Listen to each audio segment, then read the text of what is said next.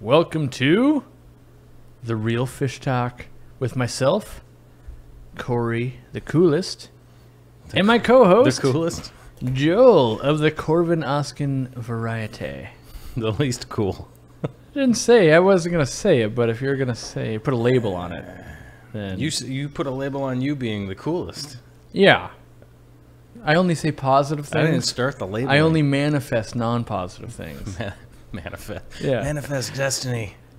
Yeah. Let's go west. I just allowed you to express any opinion you had about yourself. If we go any more west, we're gonna fall in the ocean. Yes. It's cold out there. It is cold. So, welcome to the show. Ran out of time. I didn't get my thing done, and I don't like to admit defeat, which my thing was to aquascape a thing, and instead I drove down to Oregon to pick up some supplies and raid all of the stores for Shodentai puffers, which they didn't have. 30 hours straight. Yeah. You should have done the. We should have done the Shodentai puffer after you tried to buy them.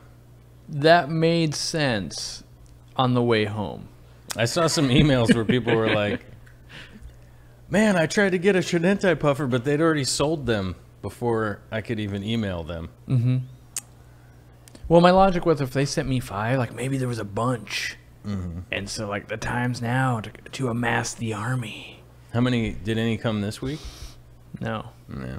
Yeah, it was like a one shot. Here's your 5, and I'm glad I wasn't like, no, I'll let people have them because I want to get this project started. That's a good point. So today we're doing a general Q&A. I've got some questions here from the Patreon. You guys can certainly ask us questions. You can super chat us, do all the things, and we'll hang out. Kind of good old times, I think. Good old times. Otherwise, we had a train wreck of an aquascaping episode that will be less of a train wreck next week. Jimmy, did you highlight that question because I'm supposed to answer that question? What happened there? Answer it.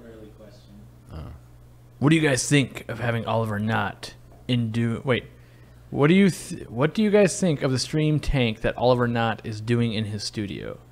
Oh, I thought somebody was asking about a live stream. That's what I thought too. And then in the studio, I was like, yeah, he could come in here. He has a fast water moving tank. I've never seen it. I saw about 8 seconds of it. Okay, 18 seconds of it. And I thought, wow, that looks all right. But then I noticed there wasn't really much of a catch for them to go into the big overflow. But I'm sure Oliver's got that figured out. Yeah. Just the same as if I was doing it, I would have been like, yeah, I probably got that figured out. Mm-hmm. Yeah, I'm sure it looks sweet. I haven't seen it yet, though, so it's it looked all right. Looked all right. it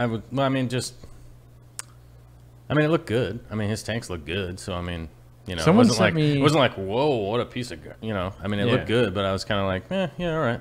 Someone sent me a link for stores to check out in, like, Germany if we go, and there was supposedly a really cool river tank in one of them, but I hadn't clicked the link yet, so someone's like, watch this tour, and that I think it came to me while I was on the road, and I was like, well, I can't watch I don't know. You know what's weird is like my favorite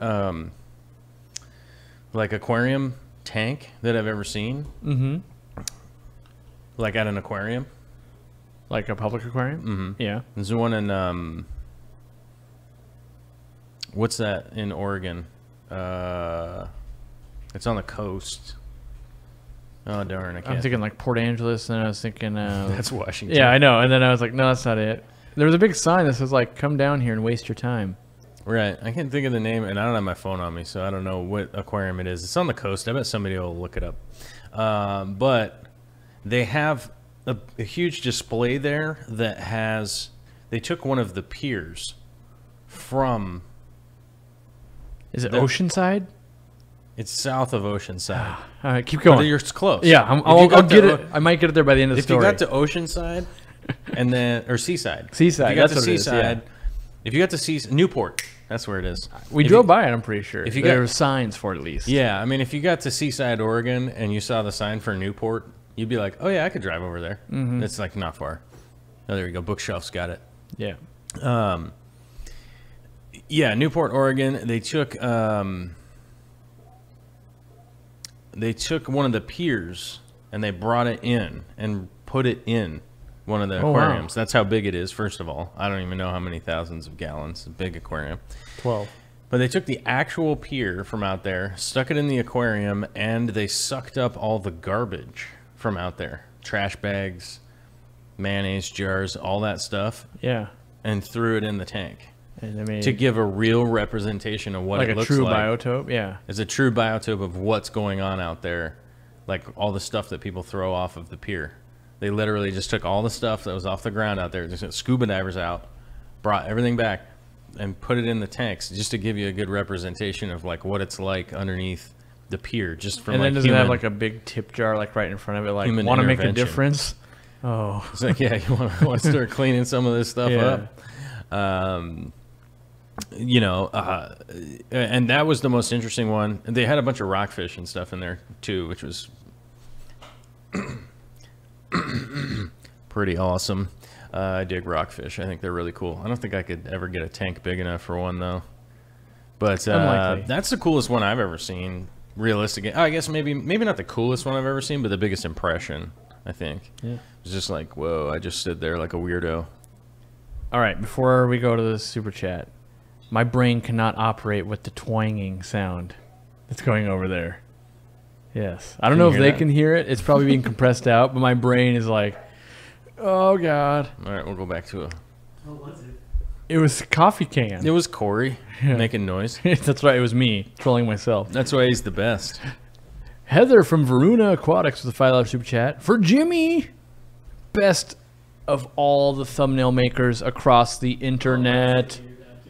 What's up? Mike's in here. This is the thumbnail's ridiculous. Oh, it can even bring in the Aqua Pros. That's how good that thumbnail was. Uh-oh. It brought in Aqua Pros. Aqua Pros is always down to brawl. I think he was like, oh, are they brawling? I'm driving. I'll be there. He's I'll like, show up. All right. Are you guys going to be there till 9? I'll be there. Speaking of Aqua Pros, I wonder when he's going to come up and do a weird show with me. When are you going to get weird, Aqua Pros? When are you coming to get weird? Hey, when are you going to get weird, bro? When's it going to happen? Yeah, you could have been here right now today. What's your excuse? I could have just texted him. I want to know. It's funner to do. I want to know. Why aren't you right there today? I could have just texted him, but it's funner to do like live online, you know? More funner. It's more fun? More funner. More funner? Yeah, yeah. Oh, I like to bring the fun, you know. Bringing I'm the just fun. one of those guys who likes to bring the fun, you know. Yeah. I'm just readjusting my twangler over here. Twangle it. Inventory King with a $7 super chat. What's up? From the PACNW. I don't know what that stands for. I'm so bad. Pacific Northwest. All right. Yeah. But what's up, Pacific inventory? Northwest people just say PNW. Pacific Northwest people don't say Pacific Northwest. Well, true, but I think the acronym... Anyway, that's why I hate acronyms, including Pacific RFT. Northwest. I realize the irony of RFT is... Pacific Northwest are like... They're like, what up, Aberdeen? You know, it's like, it's always very specific. Yeah, you know? what up? What up, Mount Lake Terrace? What up, Pierce County? Pierce County? Well, way too general. You have to be like, what up, Yelm? How you doing, Yelm? I holla from Yelm. Straight up from Yelm. What up, Roy? But he asks, what do you use to heat your fish room? My fish room is 15 by 10.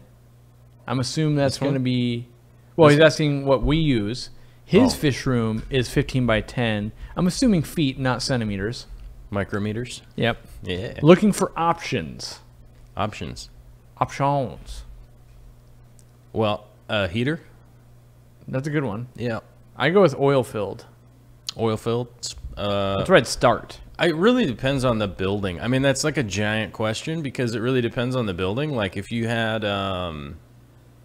you know, I mean, if you had like a steel building outside, you'd get something different than if you had, you know, like your garage or something that's not insulated or, you know, so there's a lot of questions. But in Western Washington, your best, most cost-effective solution would be something that's natural gas.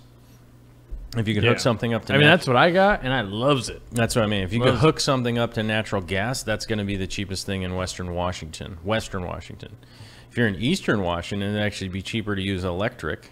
So you guys just go get an electric heater and plug it into the wall. That's crazy to me because not that power is super expensive here. It's just like it's because that's the cheapest option. Well, Eastern Washington is different because they have all the dams. All the dams are over there. So, but I've only ever lived here. So hydroelectric. I do think it's weird. It catches me up when people are like, "How do you afford that hydro bill?" And I'm like, "What?" I'm like, "Water's not that expensive." And they're like, "Oh, you mean electricity? Yeah. Hydro bill." Oh, I guess, yeah. I think water. It always catches me out. My brain can't handle hydro or acronyms. Yeah. You just don't even heat your room, right? How big's your room? Your fish My room? Yeah, your fish room. How It's big not is it? heated at all. Yeah, how big is it? It's insulated. My fish room is 19 by 11, I think, off the Okay. top of my head. No, 12 by 19, something like that. It's like a bedroom size. And when you go out there, do you see your own breath? In the fish room? Yeah. No, in the shop. Oh yeah, yeah. In the shop, the shop's not insulated at all. The actually, my fish room is just heavily insulated. I built it out, so if you actually go to my channel, you can look through some of the build thread on there. It was like, I don't know how many months it was of messing around with it. It felt like 6 months. It probably only was like 20 days or something, but you know. As you know how it is. You're just all aquarium heaters, but you got That's all it. big tanks. Just the warm water from the big tanks keeps it warm in there, but I'm evacuating air all the time from there too. You're a madman. I mean, it totally works. I'm just saying. It works fine. Yeah. It's the polar opposite of how I do it, which is awesome to see. Yeah, I don't heat it at all. It's not heated at all. Whereas I heat it to about 40 billion degrees in here. Mm-hmm. Yeah. Yeah. Or you wouldn't know right now, but I'm actually in my underwear. It's weird. Well, I mean, it's kind of odd that like, 'cause I don't heat it in there at all, but it's just like heavily insulated, and it sits at about, I think the air temp in there is like 65, 64, something like that. So it's not like uncomfortable. It's just there's a little chill, but Yeah. like, I mean, if you were like shirtless, you'd be like, oh, it's a little cold in here, but it's clothes on, it's fine. The Geilers that are up north from here a bit, they have, I think it's 10 by 30 is their room. It's 10 by 30, and they insulated it inside of a garage. So it's like bigger garage. I don't want to say a barn, but like steel roof barn type of garage type of thing. Then they just built like a 10-foot wide, 30-foot long run with like 10-foot ceilings, and then insulated the crap out of that thing. And all they had to use, well, they installed a heater. They did all the things like they thought they were going to need, and the heater literally never comes on. And it's because all the lighting on the tanks, it's sealed up, like wicked sealed up in there. And then they installed like an H. What's going on over there? Whoa. An HRV or something like that. You know, like a heat recovery unit. And so it exhausts some of the like humid air or whatever. But that thing, it's the first, like, I think it's the first fish room tour I ever did. That thing was crazy efficient. Right. Like, they spent a lot of money and they did it right. But man, it was nice and toasty in there, summer or winter. Like, but the envelope of the building, if you will, was tight. Like, so much so that when they did water changes and they wanted to drain it outside, they had like a piece of PVC with 2 caps on it, and the PVC was only slightly bigger than the drain hose. Same thing, if the power ever went out, they wanted to be able to bring it like just through. I mean, they could have got a little more efficient with like those plastic plugs. You know, I trolled them with that a little bit, like, oh, you're gonna lose a little bit, you know. But they had thought of most of it. It was a good room, and well, still is a good room. I just haven't been there a long time, but Yeah. I think oil-filled heater is what I used in the past, because you can pick one up for like $40, kind of crank that thing on. Yeah, because he's saying he doesn't have natural gas. Yeah, that's so. Yeah, Who I doesn't? would. Inventory King says no natural gas. He doesn't have it. Cascade Foothills in Oregon. No natural gas here. Yeah, Everybody has natural gas because you bring propane in. true. You got to get a tank. Right. So when we were over at koi.com, Rob was asking me about that because they had a giant propane tank there. Oh yeah, and his he's like, building's really tough to heat. What is this giant propane tank for? And I'm Yeah. like, that's how they're fueling all this, because it's natural gas for a lot of areas is going to be the cheapest way to do things, because it's a pretty set price, and you can buy your natural gas at a time of year when the price is low.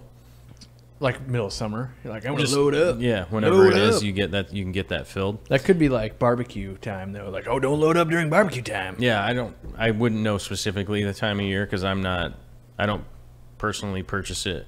I only buy like. You don't deal in the propane and propane accessories. I mean, I deal in it. I deal. I use actually a propane heater for my shop now because wood burning is outlawed in my area now for building. Like just straight up. For building heat, not straight up, but if you're going to heat building, you can have a campfire out in your backyard. What if one's or like in your house? You could have a recreational fire, but you can't do it as your heat source. I mean, that's awesome, but also like not awesome. Like if it, like let's say you just I'm envisioning like let's say my grandma, which my grandma has a furnace and all that, but like what if you just grew up and you're just like, but all I got is the fireplace. Do they just look the other way at this point? Like, look, you're crazy old and no. It's outlawed in my area, but there's huge, like, you get a ton of money to replace. Like if you have just like a potbelly wood stove, yeah, you can bring the potbelly wood stove to the Puget Sound Energy site, and they'll give you a credit for purchasing like a new your furnace, like or a new whatever furnace or heating whatever. style. Yeah, okay. Yeah. And then, so I mean, it's to discourage people from burning wood for heat in their house because you're burning heat. You're burning wood for heat in your house. It's all year round. You're doing it all the time. I mean, and just because of the air quality, it's like the last thing you want is constantly being like a wood fire in the air. And so it's just the county that I live in. They put a measure through where they're like, stop heating buildings with a campfire essentially. Yeah. So I have to take the I have a small wood burner in my shop, in my wood shop. So instead of utilizing that, I'm taking that out and I'm putting in a small propane heater, whatever you want to call it. Yeah. Sweet. Well, there's your options. I use oil-filled heater. It's $40.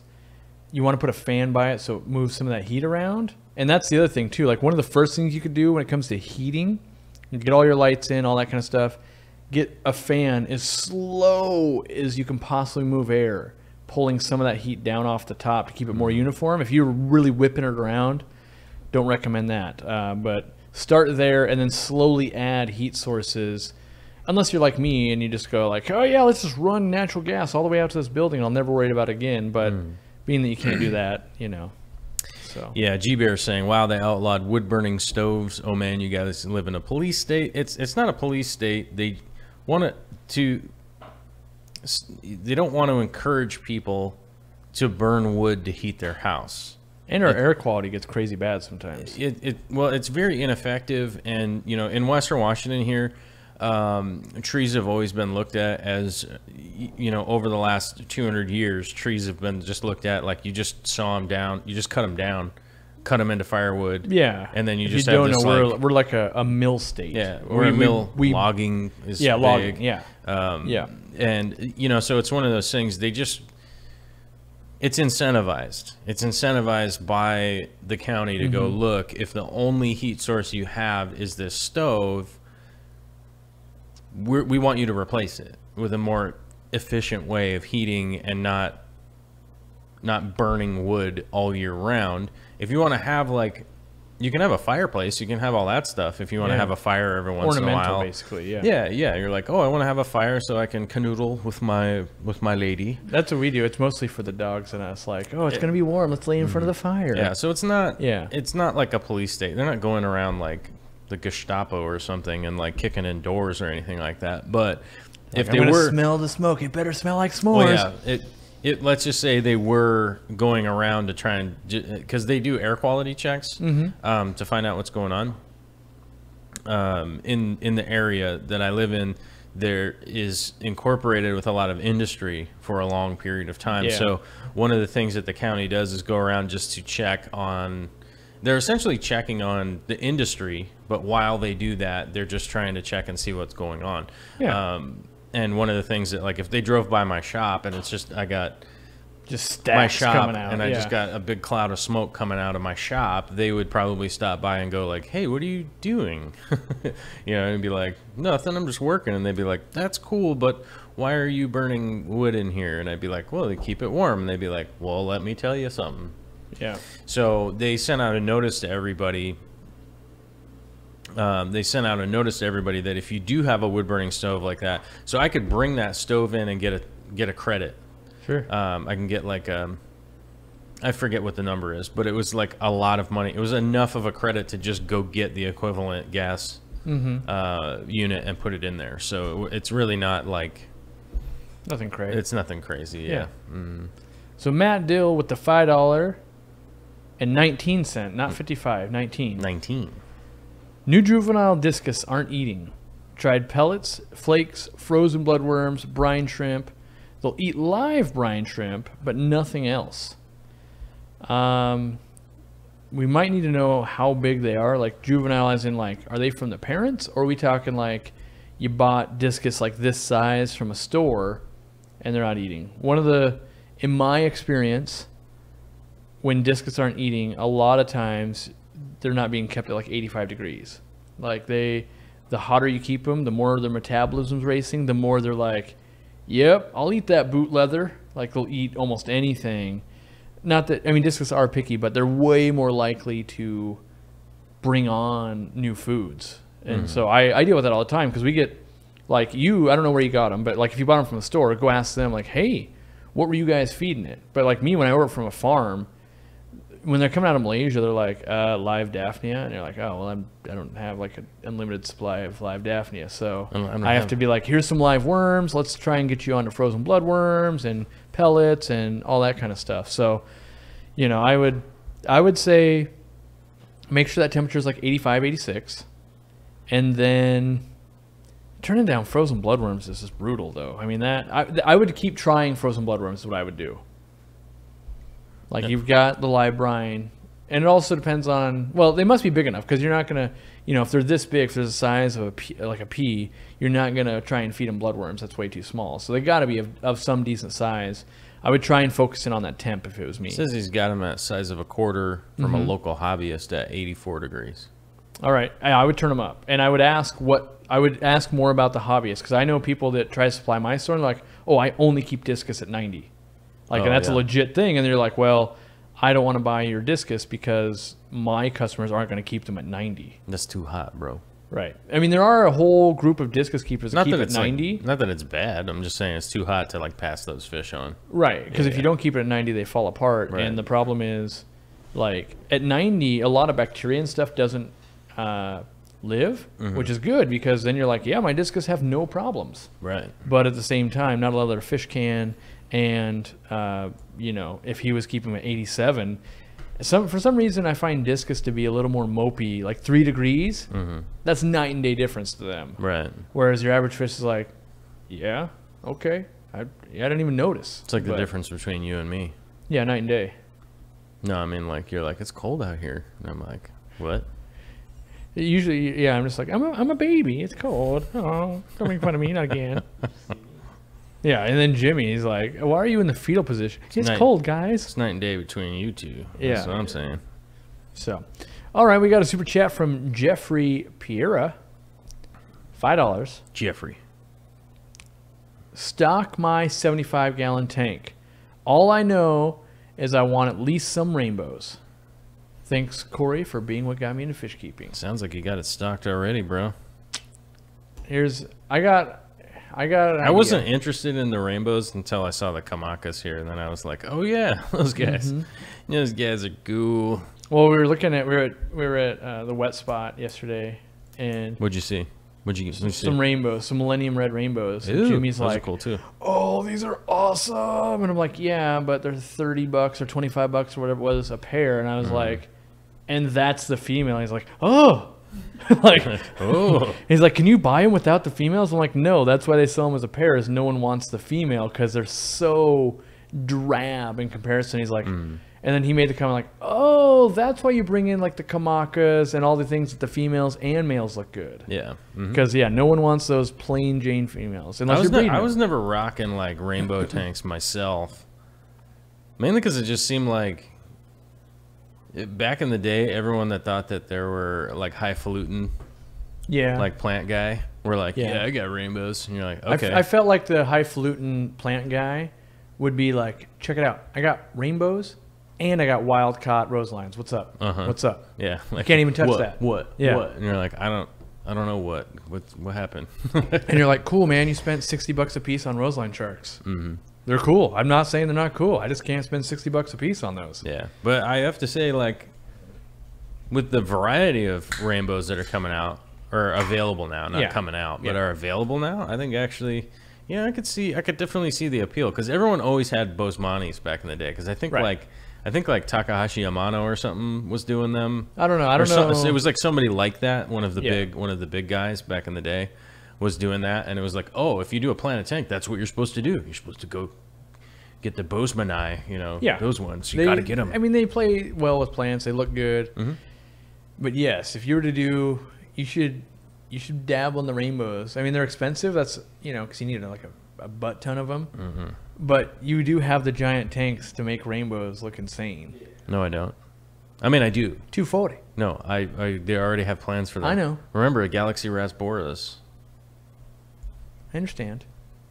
No one out there has like, how many? How big of a school of Galaxy Rasboras could go in the 240? A lot. I do know one guy. I do have a guy at the shop that ordered a full bag for his 125. I haven't seen it, but I can only imagine it's awesome. Do a straight competition, You should. bruh. He's a really cool dude too. So Is I he? think he'd just be like, "Oh man." And then we'll hang out. He keeps. You know what we'll do? We'll hang out and So here's the weird maybe part. we'll have some dinner. He only really keeps. I think now he's down to 2 tanks, and it was like a 125 freshwater planet tank and a 125 reef tank. Oh, cool. Are And they he like, was. Yeah, I maybe don't they're know. like on offset walls I don't or something? know. That'd be Yeah, I dope. don't know like space in his house, how they were set up, but he's the one that actually turned me on to what is it, the Triton water testing and stuff. Oh, yeah. Yeah. So I learned about it from him. He was paying to have it done because he was trying to diagnose why a certain coral was like showing stress as opposed to just flourishing. I wish I could have showed you last night dosing my reef. Yeah. Yeah, I was doing the math on like how long it had been. Since you dosed it? Uh-huh. Well, Probably since before we started building the studio. Well, no, since like specific dosing. It was pretty funny. You would have gotten a kick out of it. It's sort of how you dose Easy Green into the 800. Oh, this move? Yeah, that'll do it. That's good enough for today. Yeah. Yep. Jimmy knows about that one. Oh, Panda Aquatics. Panda Looks like Aquatics. They bought that Shodenti puffer that's on hold. Daniel? Because that was the name on the... It did say Daniel, and it was supposed to ship out today. So It no, I says didn't steal Panda it. Aquatics, you didn't steal my shoulda. No. He's saying No, I think Panda was the person that emailed saying, I tried to get one, Oh. and somebody had already bought it. Yeah, like, it right was already before. sold when we got there, so it wasn't Right. us. Like I brought home no more puffers. But I think that they were saying that they emailed like even before the show was done. Somebody, maybe I'm not saying that was specifically Panda or whatever. Somebody was Yeah. saying like I emailed before the show was over, and somebody had already emailed to buy it. So to finish off that 75, I would hit it up with like a posse of stir-by corridors down low. Mm-hmm. And, wait for it, a peacock eel. A peacock eel? Yeah. All right. That adds a little bit of the zazz. Because people are like, yeah, it's cool. You have all these cool fish swimming around. Cool. What is that thing? Is that thing like an eel? And then you'll be like, yeah, that's my eel. Yeah. Is it eel? But normal people are like, he's got an eel over there. That's true. You get like that stingray effect. Same type of thing. Like, have you seen that? There's an eel. And plus, eels are kind of cool and sneaky. I have to do this requisite thing because it's popping up in the chat. All right. 500 people watching. Yeah. Nobody hit the like button. Nobody hit the like. Like button's broken, I heard. You know what's weird? Nobody hit the like button. Dang it. Again. Even with that thumbnail, that's still cracking me up. Like, come on, man. That's what we call a callback. Megan Ness. Do you think it's possible to run a successful fish store when the population is only 17,000 in the county? That's not even just that town or city, the county. In the county. My initial thought is no. But you could do this crazy hybrid store. So like, if you wanted to be a good online retailer, well, that's not what the question is. But let's say I'm addressing it from the other side. Let's say you wanted to be a good online retailer. You would get yourself like a 300 square foot store, which is tiny, 10 by 30, right? You'd fill it with fish tanks and some dry goods, and then behind that you'd have a ton of warehouse space. And so could that be profitable? I think that could be very profitable so long as you were centrally located in the country. Mm-hmm. And yes, you could get products coming into you, assuming you've got wholesalers around you, because, you know, maybe you're just like this weird little county, and then like, oh, over there, it's freaking, you know, New York or something. I mean, who knows? Right. But make sure you can get supplies in. Make sure you're not like crazy far from an international airport, those types of things. And then, yeah, you set up a very small retail storefront, and then you sell something online. And that's kind of what people are doing now with corals and that kind of stuff, is like, yeah, there's a tiny little showroom. You could come in, we could, you know, hand you some stuff, but really we're shipping online. And I think that's how you make that happen with only 17,000 people, because on average, 1 out of 10 homes have an aquarium. So with 17,000 people, maybe you got, let's just say 13,000 homes.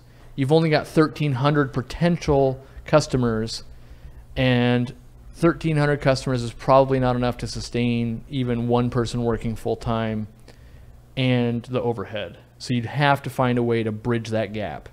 And maybe that's carrying dog food or another type of pet, or selling online or something like that. But I hate to be the guy that says, is something possible? Because almost anything is possible. You might be able to think of a way to, but the traditional, here's my fish tanks, people walk through the door, I sell it to you model, I don't think is profitable with that few of people. Mm-hmm. All right. AquaPro says, Aqua Bromance, a cologne for fish keepers. A cologne? That's his new product line he's launching. Aqua Bro? Yeah. Aqua Bros? For the girls, it'll be Aqua Mist.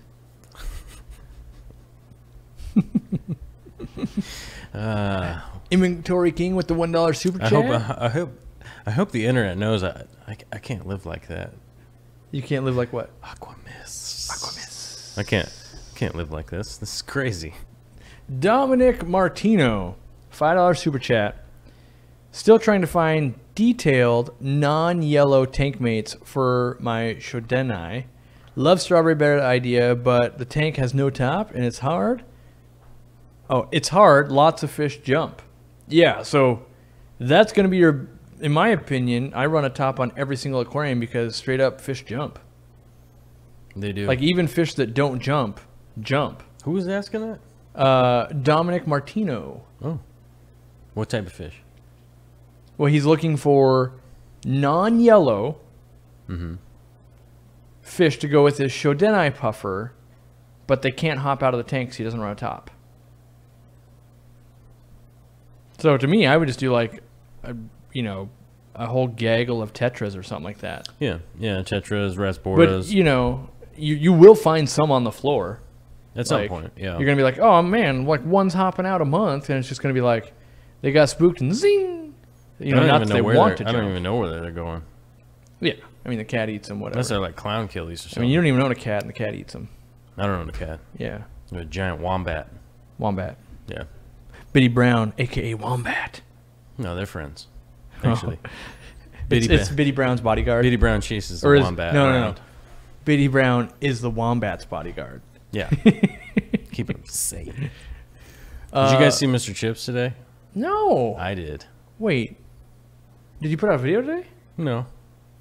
Oh, you're just rubbing it in that I didn't see Mr. Chips? Yeah, that's right. Mr. Chips is a good buddy when you go over to Joel's house. Likes to, well, at least for me, likes to post up on your lap and just be like, let me sit here. And it's a good time. Yeah, that's a good point. He befriended me. I don't know if he befriends everyone. I like to think that he likes me more than most people. Mm-hmm. But I can't know that that's true. Michael Agostino. Let's play Fill in the Tank. Both of you, 90 gallon. You both get to add 3 plants and 3 fish. 90 gallon? 90 gallon. I'm writing down the parameters. All right. 90 G, 3 plants, 3 fish. All right. I'm gonna start with the fish because I don't want to do the plants and be like, oh wait, they're eating that. Like red-tailed catcher's eating it. Dang it. I'm guessing it's 3 species of each, obviously. Right. Like 3 neon tetras and 3 stems. All right, so for fish, I'm gonna go with here. Don't ever steal that. What are you? Oh, you're writing that down. I'm gonna go with. I always go ultra basic, but it always looks rad. Ooh, wait. If you're just done, do it. I haven't got my fish yet. Oh, okay. I'm starting with the fish. But do one. the fish have to go together, or do we have our own tank? No, it's your own. So this is my own tank? Yeah, you got a 90 gallon, I got a 90 gallon. What would you do? You get 3 different plants, 3 different fish. 90 gallon. Yeah. It's almost like your favorite 120, 4x2x2. Instead, it's like 4x18 by 22. 18? Yeah, I know. Oh, God, horrible. How do you even live with yourself? What is Oh, that? God. All right, so let me think. I gotta Roger think. Denham is wondering if I'm watching the Super Bowl. Yes, I'm going to be watching the Super Bowl at my house. Got a Wait, couple. does that happen Sunday? Yeah. Ooh, maybe I should do another stream that says, last time when I did a live stream, let's compete against the Super Bowl. So many people clicked in and were ultra pissed it was not a live stream of the Super Bowl. Oh, really? I inadvertently like hacked the culture and people are like, what is this? You're not even talking about football. We put Super Bowl in the title. Well, I knew a little bit. I was like, because my live streams used to always be on Sunday, and I was like, yep, let's see if we can even compete against the Super Bowl, not knowing that like people were going to be looking for Super Bowl live streams. Right. It was a slow troll. Yeah, Or fast. fast troll. All right, so I got my schooling fish, and I've got to go with. Ooh, here we go. Yep. Now I need something on the bottom. No, I don't want to do that. You're not doing that? What do I want? Don't be copying. No, I already used that fish today. I gotta use a crossed one different out. fish. Ooh, I got it. It's yep. Hey, what are those fish called? They got the with the. Those are Right. called barbels. All right, plants. I gotta Oops. do plants. I gotta do. Let me see here. Hold on. Yeah, that one, and then. And then one. Oh, and all. Then I think I got a thing here. How do you spell that? Is there the test? Done. one? You didn't even have your plants in. You just said I got it you're right here. done. All right, go ahead with your plants. All right. Let's see what I got. For the plants, I'm going with, and it can be as many as you want, right? Like, but I'm going with 1 crinum calamastratum, Yeah, I don't have that one. 1 dwarf aquarium lily, Yep, don't have that one. and all of the cryptotea you can get your hands on. Yeah, I didn't pick any of I'm those. gonna carpet the whole thing out, and there's gonna be like 2 things coming out. One's gonna be a rad-looking tentacle attack crinum, and the other one's gonna be super cool lily pads up top, which will provide some shade, but the crypts down low don't care about that, and they'll love it. Yeah. Oh, I gotta ask. What's the guppy I'm thinking of? The Gumpy? The guppy. What's the gumpy? Yeah, I was like, what are we talking What's the about? guppy I'm thinking of? I don't know. What is the Which Guppy you're guppy? thinking about? It's not. What does it look like? It's the blue and green one. I'm trying to think of what it is. It's like a. Like the green Moscow or the blue Moscow type I think of thing? yeah, I'm just gonna call it the green Moscow for When you look at it, one light is kind of green and the other Yeah. light is kind of a purpley blue. just for the sake of this segment of the All show right. needs to move on. I'm just gonna call it that. All right, so I got my plants here. All right, what do you And going then with I have plants? we didn't double up at all. Good. So I got rose folia. Which is like Altanenthera vernecii. It's like it. Yep. Because I didn't know that till yesterday or Yeah. whatever day we talked. Similar. Yeah. Hostifolia. It's a Anubias, big yep. background plant. That's the big background plant. And then a little Sterigene repens for your little foreground action. All right. And then this Rosefolia will fill in nicely in your It's got the color too. in your midground, bright red, green, and then in the back with the Hostifolia, some dark green. They will Yeah. grow tall. What do you got for fish then? I went first All right. with. I'll go first on my fish. I got some Lampi Achilles. Mm-hmm. Those would be cool. I got anchor catfish for the weird factor. That is weird. Like a bunch of them. Like how many could you have? 4 in there, probably. Oh, they're only tiny. So for the weird factor, I think you'd have to have like 100. People's Okay. like, why? Why would Let's you go. do that? Let's That's go. horrible. And be like, 100. exactly why. Okay, we'll go 100. Yeah. And a green Moscow. I don't Guppy. think anyone's ever done that, by the way. What's that? Look at my 100 dwarf anchor catfish. Like, what's that leaf litter on the bottom? Oh, no, no, no. No. That's straight up dwarf anchor cats That's right there. weird fish. And what was your last one? The Green Moscow Guppies. All right. Yeah, I think that. That'd be Because full. the Lampi Achilles don't care, and neither do the anchor cats. Yeah. They don't care about anything, but the green Moscow Guppies will give you a little interaction face Yeah. to face. So I went with my schooling fish, Gumby. Gumpy. The Gumpy fish. A school of Gumpies. What'd you go? I went with black neon tetras. Black neon Big tetras. old Okay, group yeah. of those Dig it. biggins. Dig it. For like the showpiece fish. Boring. Yeah. No, a big school was rad. How dare you? How dare you? Boring. A group of like 5 or 6 pearl gouramis. 5 or 6 pearls. Okay. Yeah, because they got that gold color. It's gonna look cool. They're gonna eat the tetras though. No, they'll be fine. Okay.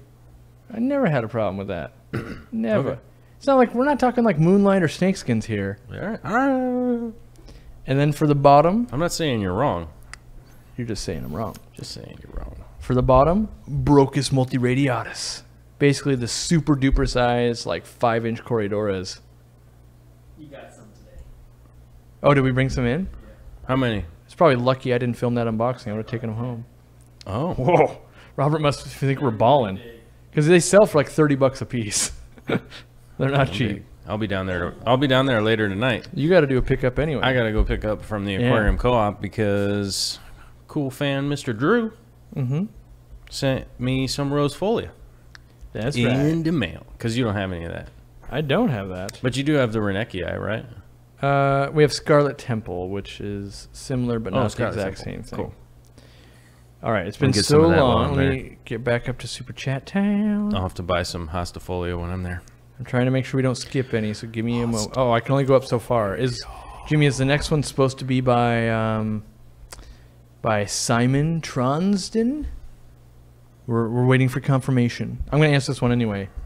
Hi, guys. I've got a 135 with 13 Congo Tetras, 3 candy stripe plecos, and 2 haplosternum catfish, the haplocat. Any ideas for tank mates? Yeah, you got a big tank with not much in it so far. We'll get to... Yeah, I did miss quite a few. So Yeah, we'll you missed go- a bunch. We'll go back. It wouldn't scroll up anymore, but we'll get to them. A 135, I would do... Here's what you're going to do. Well, here's not what you're going to do. Here's what I would do. I would add a group of like 6 or 7 Tenopoma leaf fish. Like the little bush fish. What I happened? almost said butt fish. You're gonna do a what fish? So the 135's got Congo Tetras, some candy stripe plecos, and a couple of haplocats. And he's looking for some tank mates. I'd put in the African bushfish because I've done that combo and it's rad. Yeah, I can't think of any off the top of my head. Yeah, I mean you can still do lots of tetras and stuff, but Yeah, you could do lots of small stuff. I mean you could obviously do rainbows, that types of things. So Oh no, Michael Davis thinks I'm his dad. He loves your show so much. Oh, good. there I you like go. my show too. All right, we need those super chats back, Jimmy. Yeah, there we go. So next super chat, we have to go back in time. back in which time. it seemed like I was distracted. I was actually trying to read these so I can get caught up. So I was like, oh. So Thomas Gallo with the $5 super chat. Hi guys, I have a 75-gallon rainbow tank. All Bosemani have 1 white eye and 1 normal, treated for bacterial, parasites, and fungal with no luck. Any suggestions? one white eye as in it's actually bulging and protruding, or just one white eye? Like cloudy? Right. So is it like? Because there is one treatment that I could recommend at this point. Well, I'm trying to diagnose. Would is be this a pirate infection? style eye patch. Yeah. Is it like an infection, or is it like sometimes there's just breeding deformities that get passed on? Like, because it says all of your Bosmani, and so that's why I'm like, are we talking about like? Oh, wait a minute. Kind of a Popeye thing going, or just like a genetic deformity going? Well, it sounds like he's treated for bacterial parasites and fungal, so I wouldn't think that it's like right. And it seems weird that way. all of them would have one puffy eye or something. So if it is like a puffy eye, you've done the right things, and you got to make sure it's a low stress environment with good water quality. That usually will clear up Popeye. But it sounds like you might be describing a breeding defect, and like for a while there was a lot of discus going around that all were missing part of their eye, like a little bit of like a crescent moon shape off the top of their eye. And it was just the breeders were using it because they bred really well, and no one really noticed until the discus grew up and we're like, hey, wait a second, it's missing part of its eye. It didn't affect the fish, but it might be the same thing, like, fish still lives. Could be.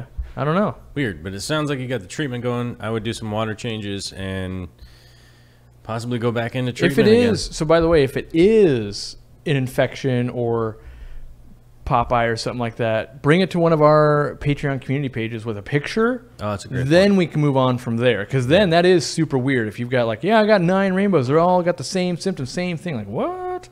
Yeah. And we can work through that with you. That's one of the great things about the Patreon. I understand, like, if people can't contribute to it or whatever, that definitely is a thing. But that's one of the great things about the Patreon is that you made got me a believer. A lot of community on there. You made me a believer, because I used to tell people to email me, but here's what would happen is someone emails me a picture, and then I go, hey, I think it's this, or what's your water parameter on this? Then they don't get back to me for 19 hours. Meanwhile, I've talked to 3 other people with rainbow fish problems, and I start getting them confused. But on the Patreon, because it's like, oh, there's their picture, there's my comment, there's their comment, there's their new picture, I can keep track of it all.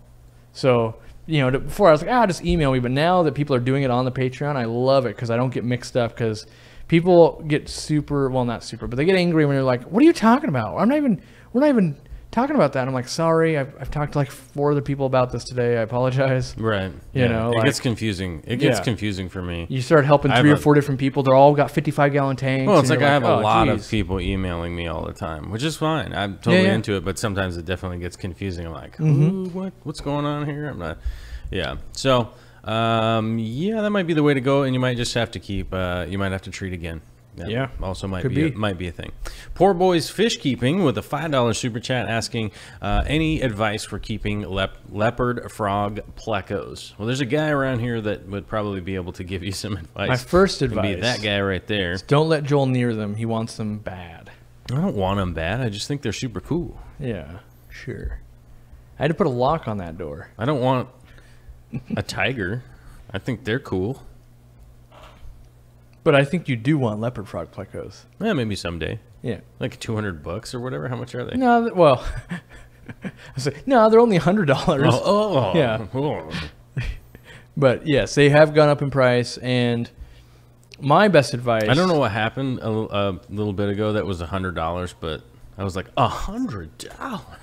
Yeah.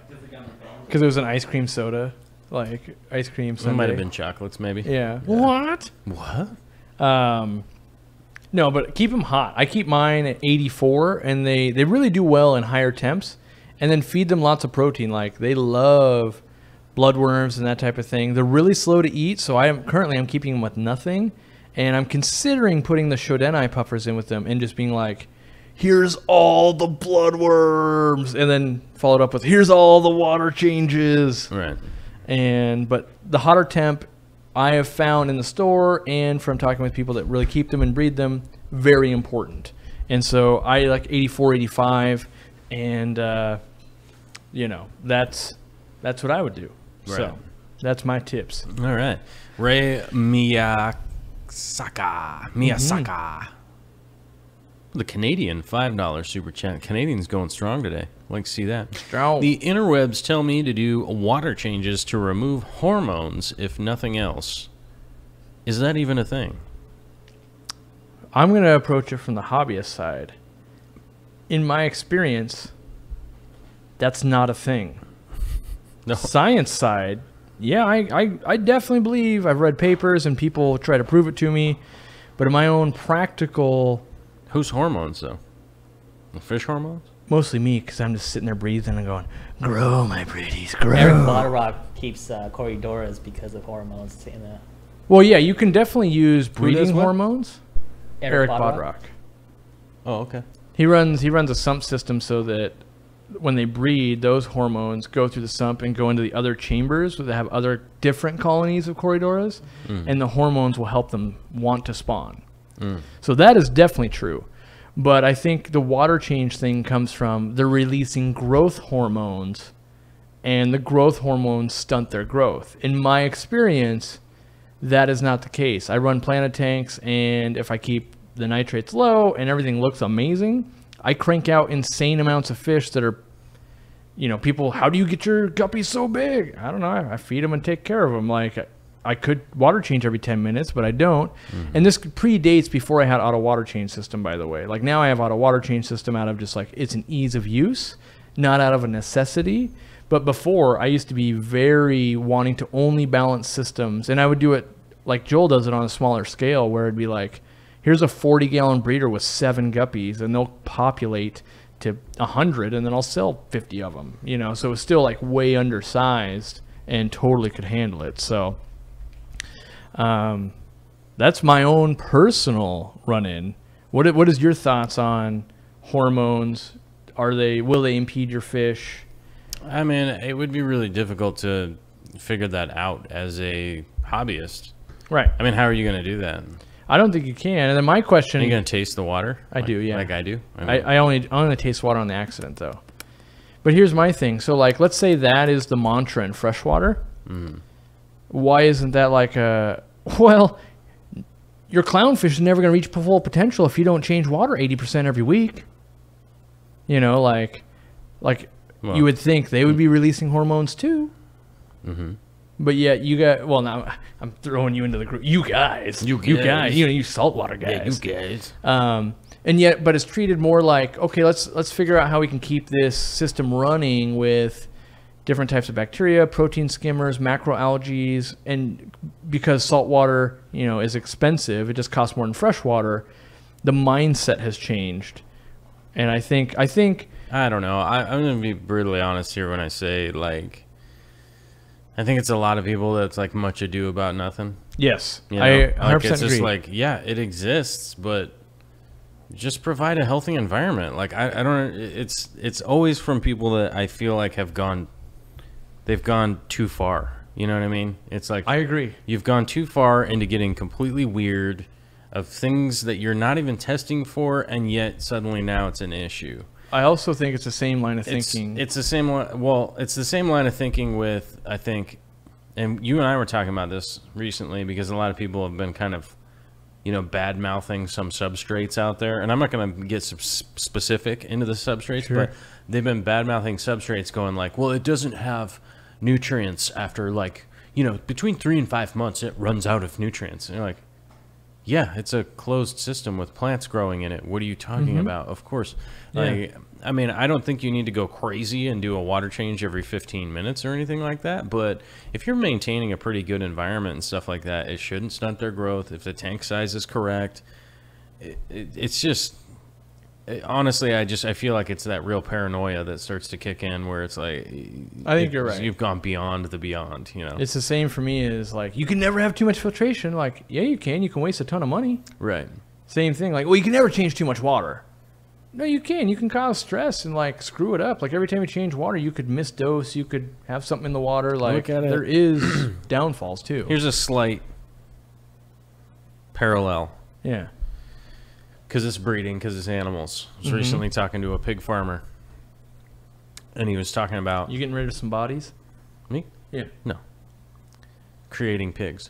I was recently talking to a pig farmer, and, like the first time a female pig breeds, it could give a full litter.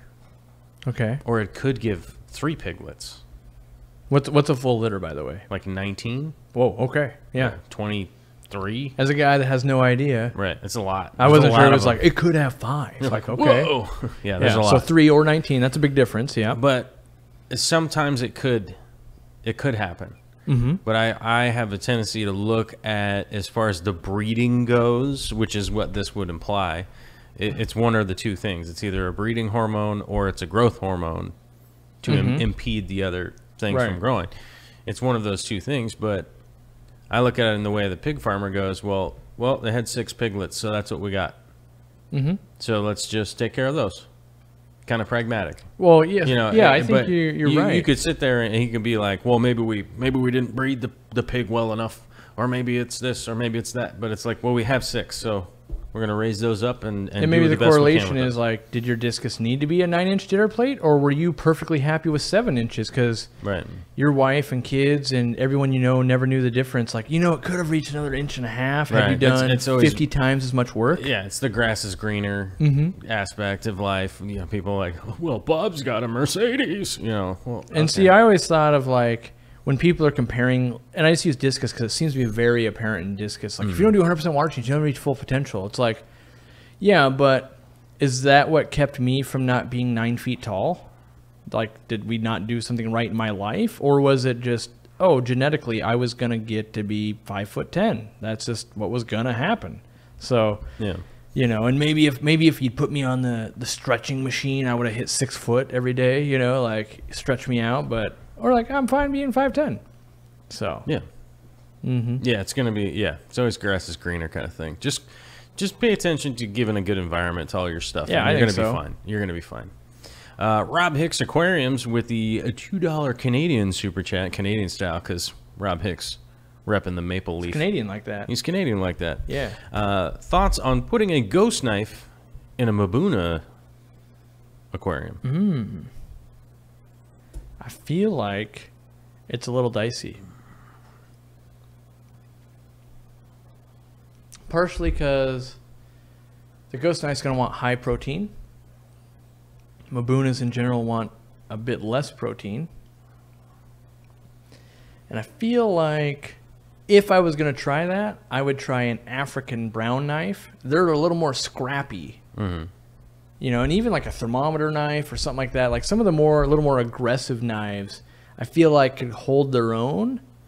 But anything could be done. Like if you got a 2-footer and then you were doing, I'm trying to think of a Mabuna that would be like I bet you could pull off yellow labs and a ghost knife. I bet you could pull that off. But like you probably couldn't pull off Johannies or something that are really kind of nippy territorial fish. Which, by the way, it's been weird lately in the just around. I've been seeing people like, oh man, yellow labs, stone cold killers. It's like, what? Like, no, they're of the Mabuna, like African cichlids. They're way more on the docile side, but somehow Yellow labs. Yeah, they're still kind of murdery. Yes, if you put them with your neon tetras. That's right. But in the spectrum of murderers, they're on that like, well, you barely murdered them. Barely murdered. Yeah. Yeah. So it's just weird for me to watch the thing shift, if you will. You're just taunting me with that. I'm just saving that for later. Reward right over here. It's my little cake. Got a question here from Ella Gregory. All right. Not out of the super chats. Yeah. The regular chat. Anubius poisonous to fish. She has a couple that have been eating the Anubius, and I can answer this. Do you want to answer this one? No, you got it. All right. Unless you say, yes, it is crazy poison. So I'll be like, what? It's crazy poison. Get out of the room. Get out of the building now. All right. Rhizome. Sorry, I got rhizome written down here so I could remember what I was talking about. Anubius has been shown to be poisonous on occasion to shrimp if the rhizome is trimmed. If you're doing a trim of the rhizome, it is recommended to put that in a bucket or two, or a bucket or two. Put it in a bucket or two. A bucket or two, my friend. If you're trimming the rhizome, to be able to put that in a bucket, generally for like 48 hours, something like that, to let it heal up and then rinse it off a little bit before you put it back into the tank. But if you are trimming leaves and actually peeling them You can actually just peel them, and it'll actually just pop right off of the rhizome. That's not poisonous. The leaves aren't poisonous to fish, but it is fairly rare that fish will eat them very much because of their really hard, kind of plasticky, waxy nature. They won't really eat them very often because they don't find that to be like, wow, I really got to be eating and chewing on this. I always think it's like the husk on corn. Right. You're just like you no. could. Yeah, I mean, technically that gets Maybe chewed. it's like when your dog eats grass when they're doing the lawnmower thing, and they're like, I just need a little extra fiber today. Well, I have wondered about that with African cichlids and stuff, because some people say like, my African cichlids are eating all my plants, and it's like I never had that problem really. Like it's rare. I always thought they needed more fiber in their diet, and then like if I just feed spirulina and that kind of stuff, I don't really have that problem. So, I think you might be onto something with the like, oh, dog doesn't feel well, eat some grass. I wouldn't put it past some of the fish. Now, some fish are herbivores, and that's like what they need to do. But fish that could go either way, kind of like when your body's like, oh man, I need like some chips. Your body's telling you need some salt in your diet. You know, like when you're thinking about that kind of stuff, and maybe they're doing the same thing. So, yeah. Let's see here. Does the co-op have rice fish in stock yet? Nope. We don't have any rice fish. The outside has rice fish. Yeah, we need to then breed them more. They're breeding now. So, Mr. Joel Hernandez. Hey, I've Joel. overwintered fancy goldfish in a Rubbermaid 70-gallon 3 times. Is that luck or skill? I would say skill. I mean, I think really only you could answer that question. I mean, I don't know. Well, I can't even really answer that question because I'd have to see the exhibit. Yeah. Well, in my opinion, like if you're pulling that off in Wisconsin, I'd probably tell you like that's luck. You pull it off here in Washington, I'd be like, yeah, it doesn't really freeze very hard or anything. So yeah, okay. You know, but 3 times, 3 years in a row, I'd say there's some skill going into that. You did it once, you know, that could be luck. Whoa. So MB Gold F. MB Gold F with the R. Gold F. $5 R. What are R's? No, he's from Brazil. What are Brazilian currencies? I don't know. Hello from Brazil. Any tips on Anubius infested with green spot algae? Thanks a lot. I would do what Joel would not do, and that is get yourself an army of nerite snails. Oh, a bunch of nerites. Replace those green dots with white dots. The easiest thing to get green spot algae off of your Anubius would be move it out of the direct light that is shining right on it. Typically, that's what's causing green spot algae on an Anubius. Because of the sort of hard surface that Anubius creates, it's basically just gathering and reflecting a lot of light off of it instead of absorbing light. So you need to move it out of the direct light, and then manual removal is going to be the best thing. What's your best tip? Like toothbrush, toothpick? Yo, 2 fingers, my Give friend. it the rub-a-dub? Give it a little rub-a-dub action from the top, and just kind of, rinse it off basically with your fingers. Like just rub it off. That would be the best way to do it, and then get it out of the direct light. That will keep it from coming back. Make sure to do some water changes. I only ever really get green spot algae if I forget water changes for like a month. Yeah, I get a lot of green spot algae in puffer tanks, even though I got plants and stuff like that. So like the Murphy at the store for the first 2 or 3 years. I know, it's really warm in here. First 2 or 3 years, lots of green spot on the glass, and then once those plants in the tank really matured out, it became a non-issue, and the water changes never changed. So it was like the tank finally settled in. You grab the next one. I'm turning this down. It is hot in here. I don't know why. It got hot in here, guys. I had to get my my water there from that old Taco Time cup. It's only 72 in here, but it feels way warmer. Feels way warmer than that. Way warmer than 72 is what it feels like. The next question is from Patrick McCluskey, which sounds familiar. Wait, there's got to be. What? Tommy Boy? What's the? There's Callahan, but then there's the rival. What is it? Callahan? Yeah, Callahan. But isn't there the rival one has got a different name because he's the No, that's O'Doyle Rules. Yeah. What are you talking about? So in Tommy Boy, there's 2 brake pad manufacturers, right? Right. Is the bad? I forget. The rival, is that Callahan Auto, or is that his company? Like Tommy Boy's dad's are they Callahan? I don't know.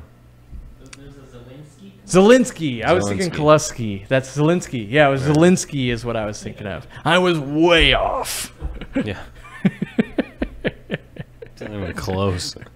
It's not even remotely close. All I'm right. a million miles away. Was with a $10 super chat. It was asking, was growing out Tigrinus cat in a 100-gallon. The tank burst and it died. It was going to be a showpiece for my empty 8x3x2 360-gallon. Will that tank be okay for a Maboo Puffer for life potential tank mates? For life, I don't think it will be. That's just my own personal. Yours is in a 360 right now. It is, but it's 6x4 foot front to back.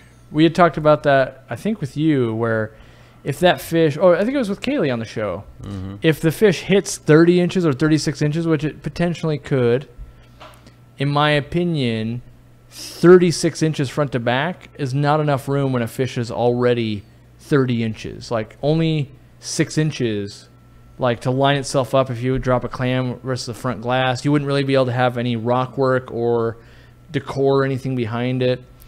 So for your whole life ever, probably not. But could you could probably say like, well, what about for like the next 6 or 7 years? I'd be like, yeah, totally. You probably got a wicked good start, and it might be forever. Right. But you do have a wicked good start there. But, I would tell people in 7 years, if it's outgrowing that, you either need to rehome it or go, yeah, I'd get a bigger tank. I would do that, Tank mates, anything that doesn't want to eat the same food. I've used guppies. I've tried things like eels, corridoras, even koi and goldfish and clown loaches. All those things wanted to eat the same food. It never worked out. It was always an accidental biting or something like that. So, yeah. Lots of tetras worked well, too. What's up? You got the Krakens going on? Yeah. Yep. Oh, that's a good one, Maylee. That's a good one. I like that. Mm-hmm. On to the next super chat. Let's get jam through these. We're going to get to the bottom here. Get to the bottom of this. Get to the bottom here from Dylan Quinn. Oh, potential tank mates also. We forgot with Patrick with the Maboo Puffer. That's why I was thinking What'd lots you of say, tetras. Anything that wouldn't eat its food. Right. Yeah. Well, you got all them like guppies in there. Yeah. I mean, the Maboos, they just... We've I got don't Variatus think platies with those. Yeah, I mean, they're not really going to eat other fish. That's In just kind of not general, their I jam. haven't seen them be predatory towards fish. But Yeah. the problem becomes the accidental bitings of like... Right. That's where I Right. lost my rare Tanganyika eel. He was like, oh, sweet, it's a piece of shrimp.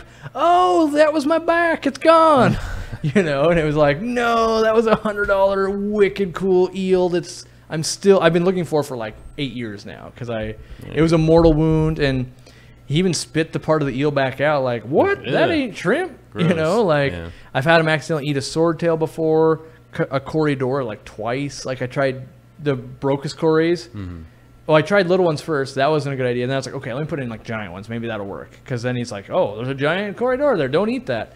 Same fate, So Right. I would say lots of tetras, anything that swims mid-water, like community fish, like Danios, Rasboras, rainbows, all that kind of stuff I've had good luck with. It's actually kind of a funny question here. Steve Lacane's asking, who's the legend of all legends in the aquarist hobby, like Amano, Lang, etc.? For me, Heiko Blair, who I actually got to meet. I'm trying to think who my like ultra legend is. I mean, I guess the ones that are alive. Otherwise, it would probably be Captain Ahab. I think here's the thing is I would really love... There's a couple of people I would love to meet, and I feel like you can't know who's the legend of all the legends till you meet them, because you could be like, on paper, this guy's rad. In person, oh my god, he's not nice. That's true. Yeah, you'd have to meet him first. But the people on my list of like could be, to me, would be Stan Schubel, kind of one of the guppy gods. Right. James Langhammer, a livebearer god. He Where was really he at? worked. He was at something recently. He's I think he's really gone downhill in health. I don't know where he was at lately, but When I say recently, it could be within the last 8 years. yeah, which he was still a little bit mobile then. Yeah, Yeah. I think he was at something. I don't know. He was part of the ALA, like really heavy into the ALA convention and that kind of stuff. Yeah. Okay. And then what is it? Rosario Lacorte also is like I was reading a cool article about him the other day. Not the other day, it's probably like 2 months ago now. But that's how time goes for me. Right. But how he has been doing it for like, let's say 50 years, right? Right. And he's always had the same pothos plant growing like in his fish room. And then they started like talking about pothos in the tank, and then how like it's kind of spread all around the country. Like a ton of people have his pothos from his aquariums, Right. just because he was like, yeah, you grow plants out of the fish tank, just like when nature. That's what you do. Ooh, I can think of another one too. The grandma of all legends would be oh god, I gotta think of her name. It's the plant grandma. I can tell you the story. She bred mystery snails and then would trade mystery snails in for 50 cents each, take the money, and then buy glass, and her husband would cut the tanks. And so her entire fish room was built from one aquarium. Dorothy Reimer. Oh, Dorothy okay. Reimer is a legend in her own right, for sure. She grew, if you get a chance, look up Dorothy Reimer and see pictures of her tanks, and then realize she's growing all that stuff under like T12 bulbs 4 feet above the aquarium, and it's like 1 8-foot bulb over across like 12 feet of aquarium. It's like the most minimal lighting you've ever seen, and you're like, wait a second. Those those plants are seriously on point, amazing. Mm-hmm. Like, it's crazy what she could do with that light. Like, I don't know. I find it to be wildly fascinating. Yeah. So, if you get a chance, Google up Dorothy Reimer. Mm-hmm. Wicked cool. So, yeah. All right, back to Dylan Quinn, my bad. I want to do a 125 Amazon Blackwater tank. What tetra species would you add, and would you pick as a centerpiece fish? And what would you pick as a centerpiece? Mm-hmm. In a Blackwater tank? Yeah. Ooh. So, Reimer, someone's saying spell her last name. I think it's Reimer. I think it's Reimer, Dorothy Reimer. I wouldn't do a Blackwater tank, firstly, because I'm lazy and I like to auto water change. But let's say I was going down that rabbit hole.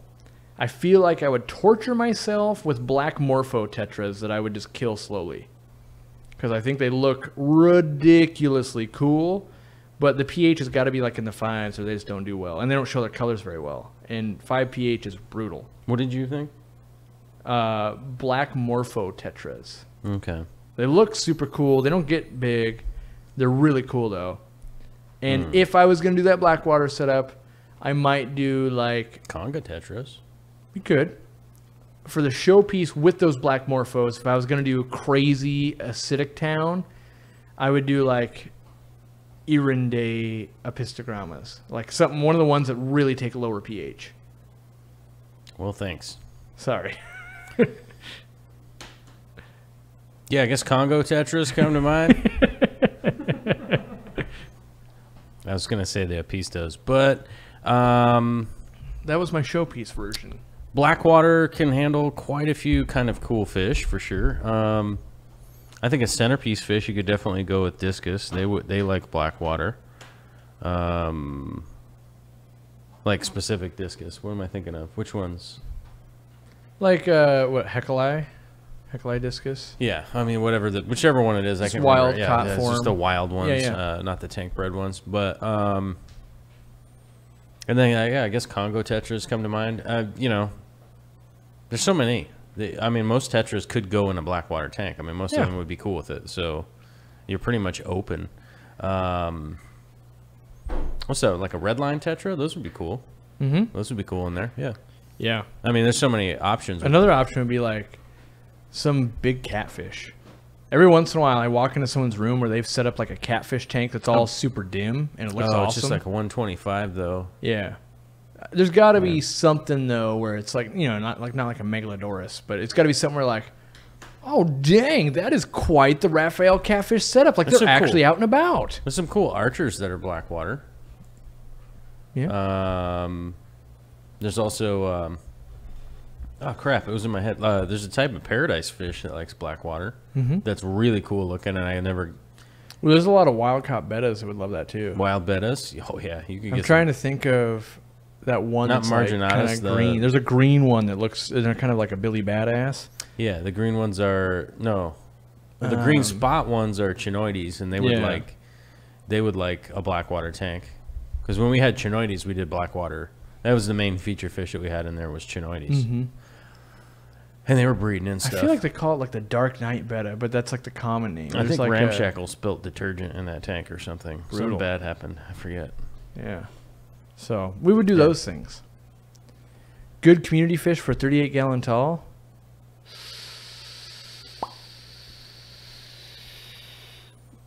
.38 tall. A 38 tall?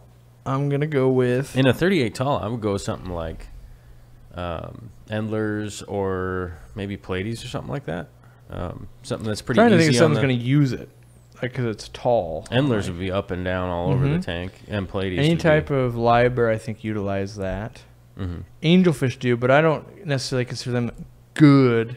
They wouldn't be good for community that tanks. small of a tank. Yeah, I don't consider them to be good option. In a 38 gallon, it's pretty small for. What I use, I might do reticulated hillstream loaches. They have to climb waterfalls, and they would use like all that glass space.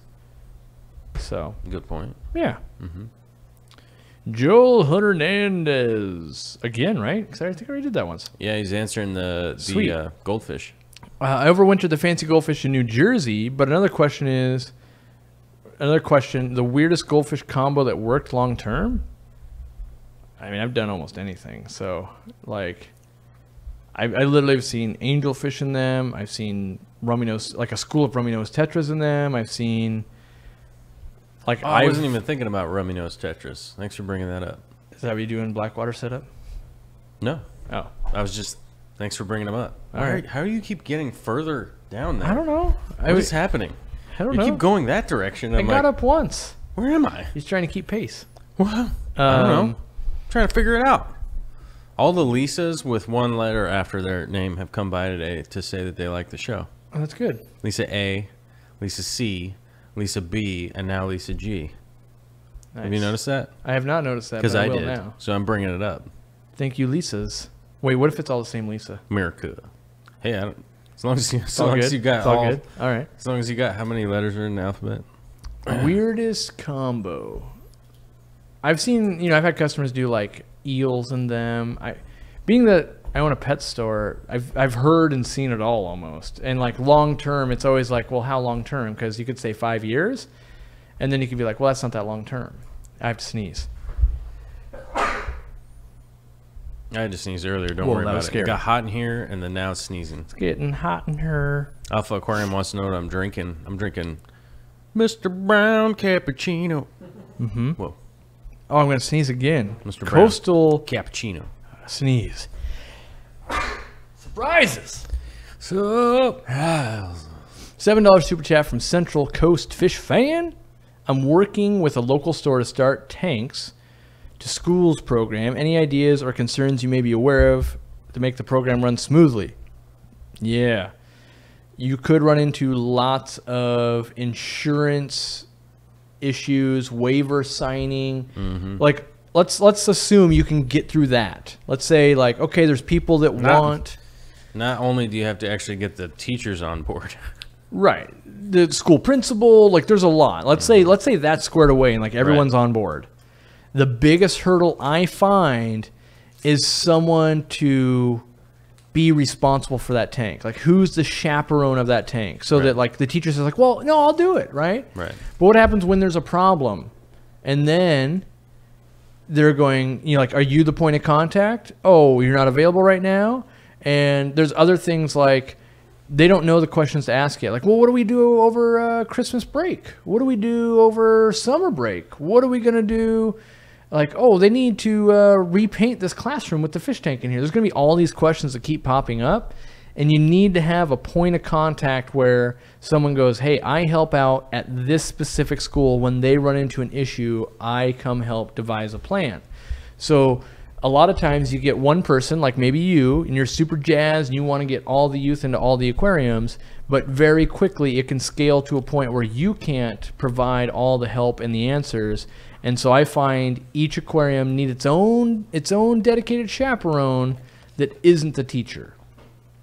And don't be surprised if, like, aquariums tend to go into a classroom and then they don't really come out. But the problem is, like, the teacher leaves, or, oh, well, the kid, you know, their parent was taking care of it for the 3 years they were there, but then they moved on. And then now we don't have a chaperone. So it becomes like a long-term, your job is to, like, check in. Oh, yeah, Mary's graduating this year.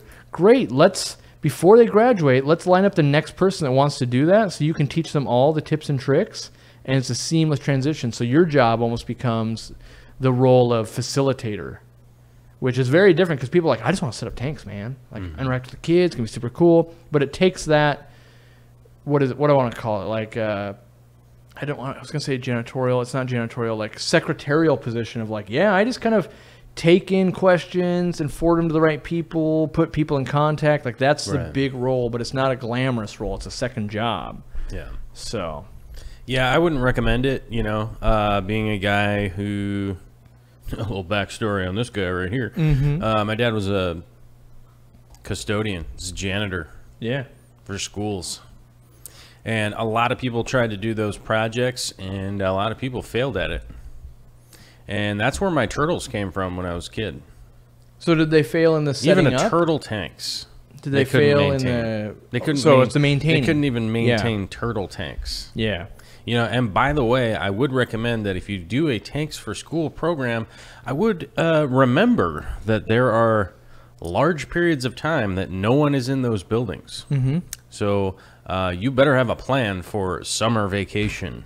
Because not only is it the hottest time of year, but ain't nobody around. Ain't nobody around really at all. They just basically have the alarm on, and then when people are around, they are using heavy-duty chemicals to clean and strip floors and stuff like that, and don't really care about a fish tank. That's a big problem. A lot of people, like, just want to feed the fish, just want to help. And when I was, like, either servicing Do you just want to tanks- skip your whole summer break so you can drive down to the school and feed the kids fish for them while they're gone? Well, and the problem would be, like, well, we tried to have the janitor do it. Those kids are out partying. Yes.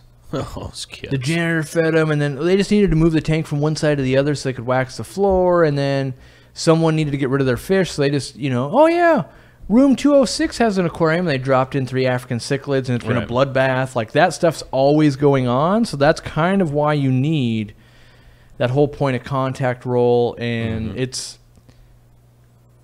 I'll just say this. It's a lot of administrative work. And then, by the way, while you're working with stores, you may as well help them with the whole pets in the classroom thing. You can get grants as long as they're like middle school and younger. They can qualify for like $200 for the first year, and then every year after that they get $50 in maintenance and food and that type of thing. Right. And but I would say, like, you yourself do one aquarium and see how that goes for 2 or 3 years. Then go, okay, let's bring on 2 or 3 more if you want. But you might go like, oh, yeah, this turned out to be way more of my days off than I thought it was going to be here at this school, you know. And it gets weird because you're like, well, I can come in on Saturday. And they're like, oh, sorry, no one's going to be there. So could you come in on Tuesday? And you're like, I got to go to work. And then you're like, okay, you can come after work, but you got to buzz in through the side door, pray the janitor sees you, make sure you have your buddy badge on, and then you get there and you're like, all the art supplies are in the sink I need to use. How do I get water there? Like, because they're not thinking 8 steps ahead. They're just thinking like, oh, I got my lesson plan to do. So it can be a lot harder. And these are, I'm speaking from as a guy that's helped with these projects and been hired to fix stuff up and that type of thing. It's always yeah,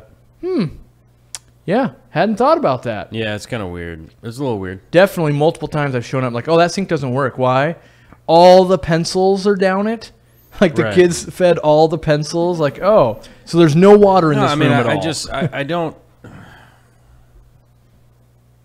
I appreciate the project, and I'm sure it's great Yeah. for the kids. You know, I'm sure there's no downside for the kids because they're just going to learn stuff. But there could be some serious downsides for the people trying to do it, and honestly, real downsides for the fish and the inhabitants of the tank. I do have one good solution. I found in Karate? general, yes, Yeah. karate lessons help you get through the day. That's right. The only one that I found didn't have as many problems. I'm not going to say didn't have problems. Didn't have as many was cooperative preschools because they typically run year round because it's kind of childcare, so they don't really take like the whole summer off, and they're structured whereas people have to volunteer time, and so someone can be preschool's like, sort of all year, yeah. oh, I will be the fish tank person. That'll be my deal. And so it's a lot easier. Whereas like a public school, yeah, you do that a lot of finger zazzing. Epee, repose. Yes. How's that go? Oh. I don't know.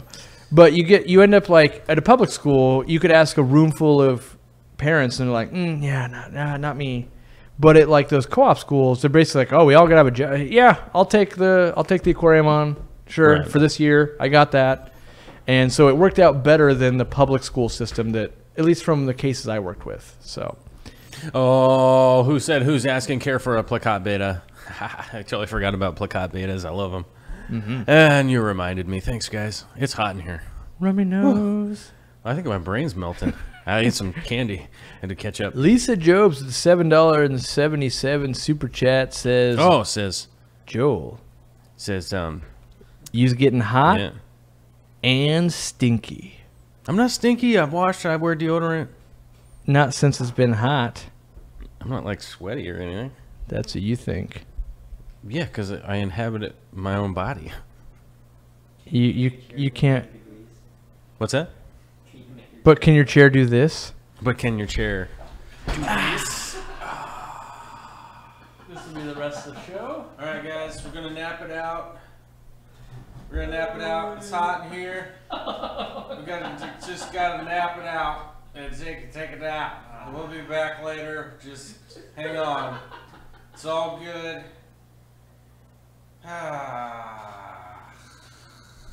Take over from now, guys. It's hard to get back up. It's good that these chairs do it because sometimes you gotta take a power nap in the middle of a live stream. You know what I mean? Yeah. You're like, hey, We're refreshed. whoa. And there's turtles over there, and they're cool. Whoa, what's that little fish, Jimmy? Who's that? I can't tell. Oh, the pleco? Who is it? What kind of pleco is that? 497, 494, 494. Yeah, 494. 494 pleco. Yeah. What a cutie. They lost it. But can your chair do this? That's a Somebody, throwback to the PewDiePie. Somebody told hashtag free plug. Somebody told me recently that I don't talk about fish enough for them, Yeah. and that they're leaving. They're gonna unsubscribe. I'm pretty sure you only talk about fish on a weekly basis, like 60 to 70 hours. Right. I'm like, dude, I don't It's a even little know. light. I don't even know what I could. I don't even know what that's all about. You could be like, I need you to write down everything you do that isn't talking about fish. And it would be this little piece of paper that says sleeping and eating, even though I talk with my mouth full. Like, that would be the Are extent you saying of, that I'm rude and I talk with my mouth full, sir? No, I'm saying that even while you I eat, did. you talk about fish. I think I did earlier. Yeah, yeah. I mean, I didn't want to play the blame game, but you know, that's right. KG Cichlids for $399.99. You could have a chair like this. $399,999. PewDiePie's chair. This is an overpriced chair. It's pretty comfortable. It's pretty comfortable for sure. I thought $100 was a lot earlier for a cool fish. $400, so way too much for a chair. You know what's sad? What? Secret Lab, the company that makes these chairs, they have a whole influencer program, right? And I took all the Right. time to fill out like their crazy lengthy survey. Secret Lab could send me a chair maybe, and I'll say Exactly. They were like. like, if you're an influencer, show us how much influence you have. Like, show us all your details and what you would use it on the show for. And I was like, hey guys, we totally need one more chair to sit right here when we have guests. And it's been 2 months and not a single even email back or like, thank you for submitting the 25 minutes worth of work you just did. Right. And I was like, oh, thanks. I mean, I did buy 2 of your chairs already, and I was just thinking maybe, oh, that's it. The pillows are coming off. You get no more free plugs. How dare you? Oh, hey. Yeah. There's Bert Shackelford in the chat there. Talking about a datnoid, and we saw the biggest one yesterday. Well, I saw He's the biggest talking- one I've we seen. saw a big one He's talking about yesterday. datnoids, but he's also talking about his wife, Judy, ordered a painting from me. Oh. I'm going to take this second here to say, hey, tell Judy to send your address. Otherwise, I'm going to mail it to I don't know where. Oh. Need an address. Arizona.com. Arizona.com. Care of Judy. Carol, yeah. Smooth. Yeah. But let's grab some questions out of here real quick. And oh yeah, we were talking about datnoids. You guys saw a huge one. Where were you at? The wet spot. Oh, the wet spot. I saw I a was- giant bristlenose when I was there. Yeah? That bristlenose placo. Did Could you see ride it? Just about. I mean, it was like it was huge. Yeah, I didn't see any giants there, but they did have a giant datnoid. It was solid, like solid foot plus, 8-10 inches tall. It was only $200. I say only because they've been known to go for a lot more. At least back when they were all the rage on Monster Fish Keepers, and I really want them still. But if I put it in the 800 gallon, it's just like its food source will be tiger barbs. And I'm kind of okay with that because 6 months from now, I wouldn't have tiger barbs. I could do other fish. But I'm not ready to lose things like the tiger barbs, the reticulated hillstream loach, my autosinkless. So, like, I'm waiting for either me to, like, catch most of them out and sell them at the store or something like that. Then he can play cleanup or something. Yeah. So, yeah. That's cool. I really wanted it, though. But But really wanted what? that datnoid. That datnoid. But I was like, I don't even, like, that thing doesn't even fit in a bucket. I don't have a cooler. Like, this, and I'm like, I don't have a spot for it. You didn't have a transport. Yeah, it was not optimal in any way. You could have gone down to Home Depot. Got a big. I could have.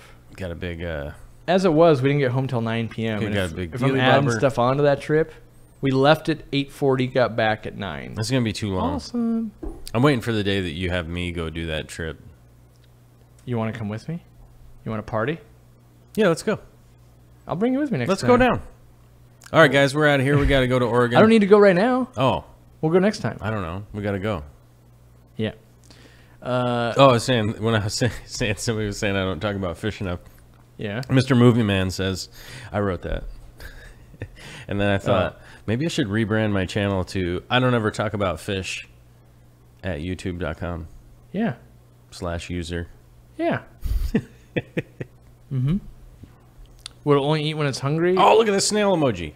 Where? I didn't Ooh, even know you nice. could do that. Nice. All right. All right. How many pea puffers can I do in a 125? I want to do the ultimate pea puffer tank. Oh, I know a place that has the pea puffers to do the ultimate pea So puffer I was tank. wagering I could do 250 in a 125, but then I didn't want to take the beating from the internet. So you're going to do 233. So I haven't done any yet, but I was like, the internet's just going to tell me I'm wrong. But right now, I'm keeping 250 and 30 gallons of water. And I know they're not adults, but I would wager I could keep 250 and 125 gallons with auto water change and all the bloodworms my store possesses.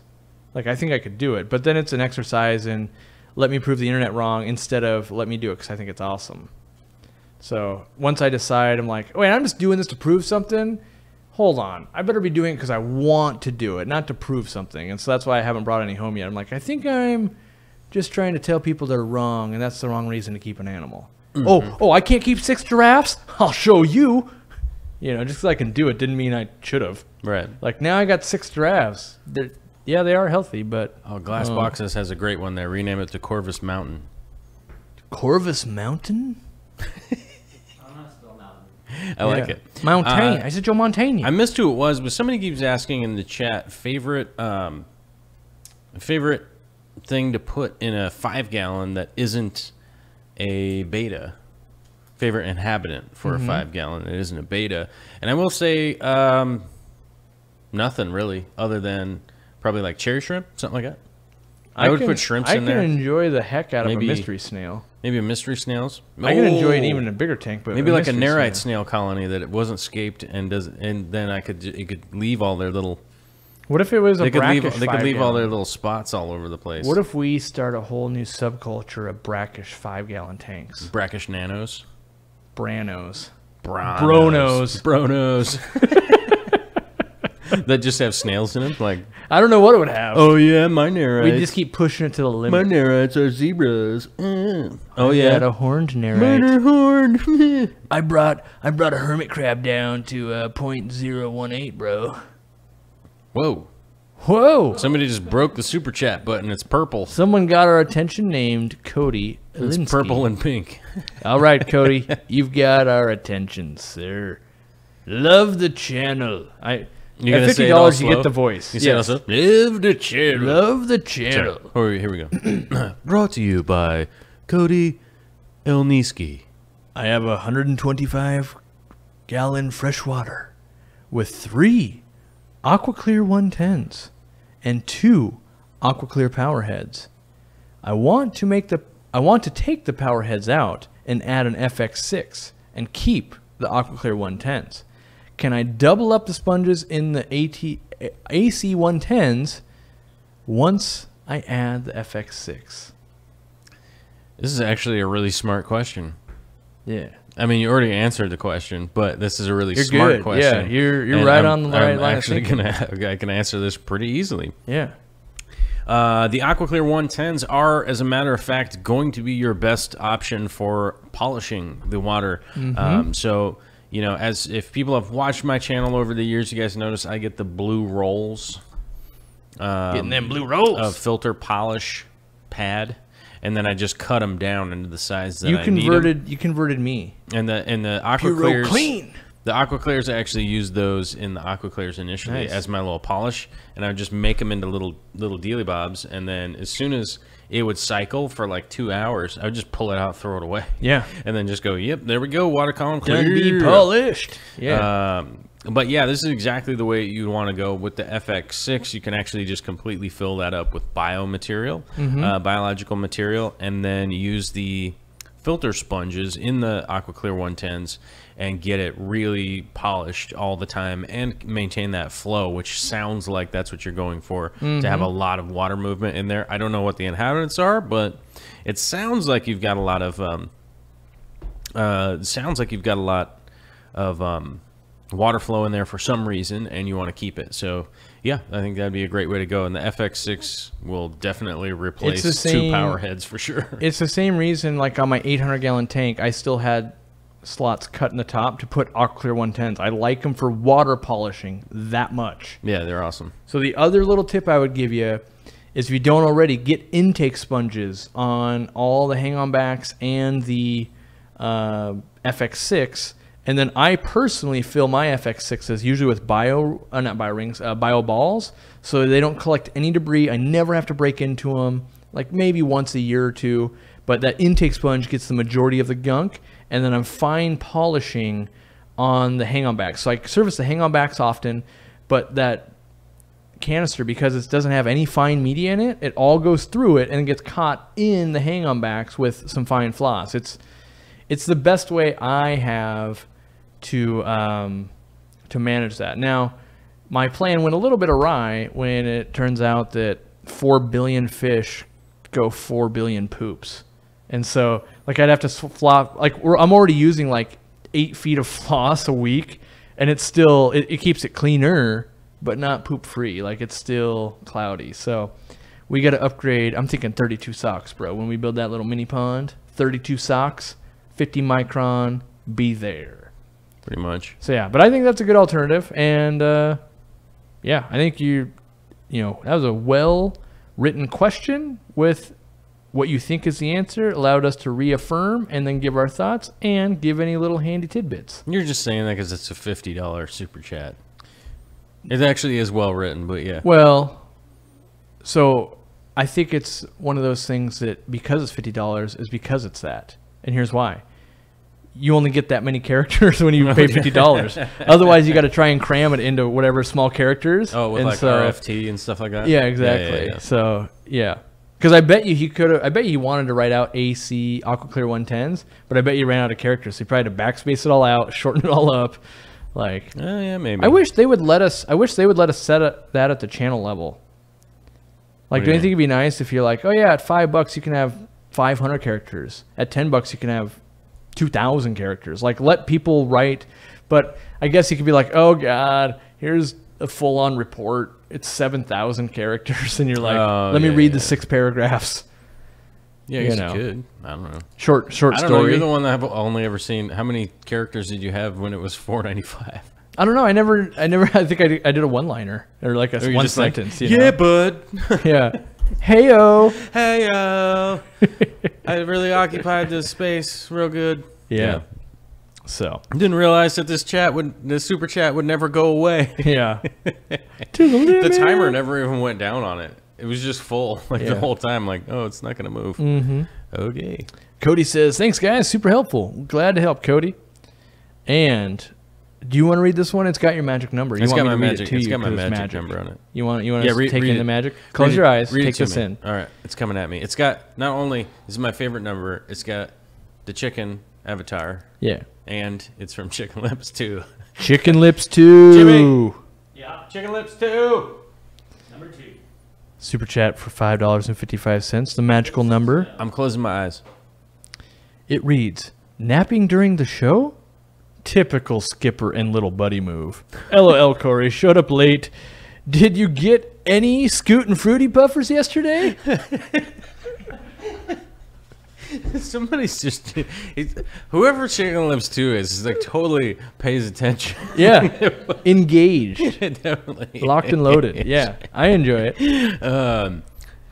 So no, I was not able to get any Scoot and Fruity Puffers. I think it was unfortunately we got the report during my show yesterday. Yeah. He was unable to get the Scoot and Fruity, and then just admitted that he was a total failure in life, and that he's only going to have 5 to try and breed, and they're probably all male. Yep. And they probably hate me. They probably hate you. Because I'm a stepdad. Right. They're just like, you're not even my real dad. You're not my real dad. Yeah. We don't even have any bunk beds in here. I'm going to get that hate, and but I'm hoping I can befriend them over time. Hopefully we can get them set up with some bunk beds. Hopefully there's a girl in there. Because it turns out, right, some people have been suggesting that you want multiple males to a single female. I saw a video of that happening, yeah. So it made me think of more like Corridoras. Right. And someone sent me a link to Aqua Glacier, like that Germany wholesaler that puts out kind of rad info and always has the coolest stuff. And their article, their article with, what do you want to call it? Information was like 2 sentences. And basically it hyped me up to Hype Train so much. It was like, yeah, these puffers we haven't seen since the 60s. And I was like, oh, God, I need them even more now. Like, they're that rare. And then they were like, which is super weird because they're crazy easy to breed and the most peaceful puffer we've ever seen. Like, you just listed every trait in a fish I want. Easy to breed, super nice, super rare. Right. And then they were like, oh, yeah, and males sometimes look a little different or not. And I was like, well, that doesn't really help. Dang it. So that jazzed me up. I was like, you know what? While we're here, I got to stop by and I got to see. Because if these things are actually easy to breed. Well, and it said in the article, like, they're crazy rare because no one wants to go and collect them. So it's like, because it's a war zone. And I was like, you're right. They could stop collecting like tomorrow. Be like, yeah, where they come from is on fire. It's just on fire. There's no getting in and out. It's on fire. So I was like, I need to take this opportunity and not be kicking myself and at least give it a go. Right. I can always say, like, wasn't successful. I killed them all. I'm a horrible person. Whatever. But at least then I'm like, I tried. Too hard for me. Dang it. Dang it. Yeah. But I think, if anything, it'd be like, yeah, I never got him to breed. Passed him along. That guy never got him to breed, or that girl. Oh, dang it. Someone will get them going, and then I'll be like, I need all those babies. I need to try it. So, Michael Monker, best food for baby bristlenose besides algae. What you got? Well, I have to email Michael Monker. I'll email you after the show. All right. Best food for baby bristlenose besides algae. So, actually, I kind of happened upon this on accident. Actually, Shirakura baby shrimp formula is like this really fine Shirakura shrimp powder. Mm-hmm. That works fantastically for baby bristlenoses for some reason. I don't know why. Couldn't tell you why. Just happened on accident. Because I was feeding Vicky's baby shrimps. Yeah. She had the blue velvets for a long time. I was feeding those all the time, and the baby bristlenose, she had the albinos in there. They just went nuts for it and grew super fast. Well, like I always was like, yeah, you're gonna need yourself some Rapashi or some good quality pellets, you know, mixed with that with some good H2O, and you make more. And then one person that was like really, really cranking them out. I was like, dang, what are you using? And they're like, the cheapest, crappiest flake food I can buy. Right. Like I just dump it in and change a lot of water. And then I was like thinking about like, what? Like I'm feeding those guys steak dinner every night. Like I don't get that kind of growth. And then I realized like, it probably doesn't matter. They're like one of the lowest on the food chain of like, oh, there's a rotting body. I'll eat that. There's some algae. I'll eat that too. Oh, there's that thing. Let me try and eat that. Yeah, you know, like yeah. they just want to eat all the time. Well, you know that I'm huge into the NLS flake food. Mm-hmm. Yeah, I use that quite a bit too. I love it. I just hate the fact that it's like $8 billion. Man, you gotta wait till it's on super clearance and then buy it all. I bought the wholesaler out of it, and I'm waiting on more. Like, I didn't even get to buy it on the clearance, but I love the new Life Spectrum flake food. You should have bought it on clearance. I would have. A baller. You might be better than me, and by might I mean you are. Like, we're probably even sold out right now. If we are, baller. I did get a fresh update from the store. Right. Rapashi foods have been entered. So if you needed like 4.4 pound jugs. I saw the giant jug one. Well, we were sold out of some, so those are back in stock. Those so are some back. people might be like, Zaz, go finally. I was like, The I big didn't even jug's realize back. you make it in that size. That's ridiculous. Those I are those mean- big mayonnaise jars. Those are Oh like- yeah, they're like a gallon worth of Yeah. dry powder. Yeah, they're like Yeah. the black version of those giant mayonnaise But if you're jars. spawning a lot of stuff or you're feeding a lot of goldfish, Mm-hmm. you can go through it decently fast. It's just a good Oh, okay. quality. Yeah. You know, it not. Or sometimes if you No, I got don't like, think there's anything wrong with that. I just thought it was odd that they would sell it that the other big user of it is like if you got a few like 75-gallon African cichlid tanks, they'll put it to Chowtown, and it's really good for them. Like the veggies are in it, so No, Rapashi's It's a awesome. messy I just feeder, though. figured if you were gonna get that much, you would just get like the bulk box of it. That was probably like in a. they used to do it in double a bag big or bag, something. Yeah. a big foil bag. But for whatever reason, they changed all their foil packaging over to plastic stuff, and I don't know. Okay, maybe it's like better. The big problem at the stores was when you had Environmentally. it on a shelf, a big floppy bag just was always flopping one way or another, I see what you mean. and that mayonnaise jar. And then stacks. everybody was tripping. Yeah, they were tripping on foil bags. Let me tell you. Yeah, literally and figuratively. Literally tripping. Jack knew. I think he knew he was giving us a $2 super chat that said, "Joel, do you have a live stream tomorrow?" I do. What? What I hear is -8 GMT. Oh God, that wasn't even a foreign language. That's not even words. Well, 3 p.m. Pacific Standard Time is -8 GMT. No. -8. No. Minus My 8. brain. Sorry, -8 GMT. For all you international fans out there, it's -8 GMT. It's a 2-hour-long show where I jibber jabber about all sorts of nonsense. Is it -8 to minus? Generally fish. What? Which way does it Plants. go? -8 Aquarium. to -6 or -8 to -10? I don't know. It's -8. I don't really even know how it works. Yeah, like that's what I'm wondering. Like when an hour progresses, does it go to -9 or does it go to -7? I have no idea. Yeah, I have no idea either. A lot of people told me it was -8 though. -8 degrees. Whatever that means. Yes. -8 GMT. When it's -8 degrees where you are, that's when the show starts. Okay, then there you go. You're like, it's 72 right now. Yep, it's going to be a while. We have Rob Hicks Aquarium with the Canadian Awesome Dollars. Canadian dollars. Is the like That's button a toonie. broken? That's a toonie right there. Oh, hitting us with the toonie. Yeah, toonie. Is the like button broken? Show the love, everyone. Come on. Boop, boop, Essentially what he said. boop. I did a little bit. Show the love. Hit the like button, apparently. All right, I'm a little bit afraid. Yep. Who's afraid? Your Me. fear? Fear is the I'm a mind little bit killer. fearful. Don't do that. Fear is the mind killer. We got 11 minutes left, 11 minutes. and we haven't even tackled the word of the day yet. Oh, we got to get the word of the day. Yeah. You want to do it? No, I want you to do it. You want me to do it? Yeah, because I did it last time. Kaylee did it that time. Don't like it. Rock the gas ball. You can't say the second part. Without saying it again. Today's word of the day is... Oh, do we have to read the description, right? It depends on whether you think this people... one's too ridiculous. I don't think people will know what the description is. A North African castle or fortress? I mean, come on. Right. Oh, so number 1, a North African castle or fortress. 2, the native section of a North African city. I would never get this ever. And in fact... You wouldn't have got that? No. Oh. I'm real dumb. And if you had told me the word and be like, what's the definition of that? I'd be like, it's a song. That's what I would hit you with. I would hit you with that. So let's see if people can get it from... North African castle or fortress. What is domicile? Yeah. I don't think anyone's going to get it without Googling. Someone said Nord. Oh. A Nord? People are still trying to figure out the -8 GMT. Ooh, a keep. That's similar, but nope. Keep? What? Nope. That was a good guess. That was a good... A fortress? What? Yeah. Ooh,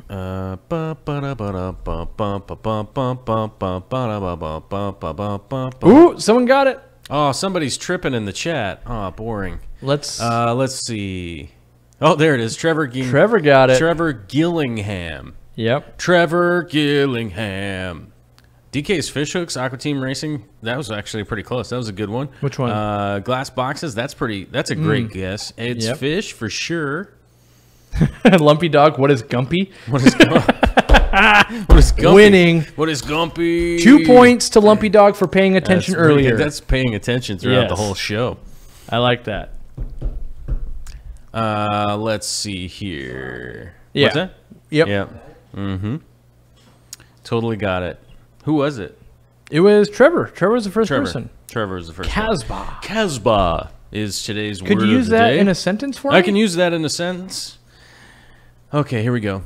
Side streets weave away into a warren smelling of grilled chicken and harissa, as lively and North African as any quarter of the Casbah in Marrakesh. From Jeffrey Taylor, Harper's, November the year 2000. What a horrible sentence. Yes.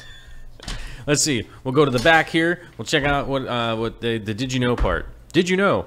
In northern Africa, a traveler can follow a winding road through the Atlas Mountains into the land of 1,000 Casbahs, where the towers of small fortified villages cling to the hillsides. That's kind of that was a better sentence. These are Casbahs whose Arabic dialect name Gazbah, meaning fortress, gave us our English word and its variant Casbah. Other than Casbah, the old section of a city with a teeming marketplace is the one in the hackneyed phrase, "Come with me to the Casbah," or its variant, "Take me to the Casbah," though the expression may well have originated in connection with the 1938 movie Algiers. It was never actually spoken by French actor Charles Boyer in that film. Yes, remember that nice film from 1938, Algiers. Only like 150 years ago. 238 years after they stopped using the word divers. Right. That's word of the day, so kind of crazy. See, but now, Rock the Casbah, I'm like, wait a second. I just thought that was... that was just a lyric, and now I'm like, so they're rocking the fortress type of thing? Well, no, it's the northern part of the town. Okay.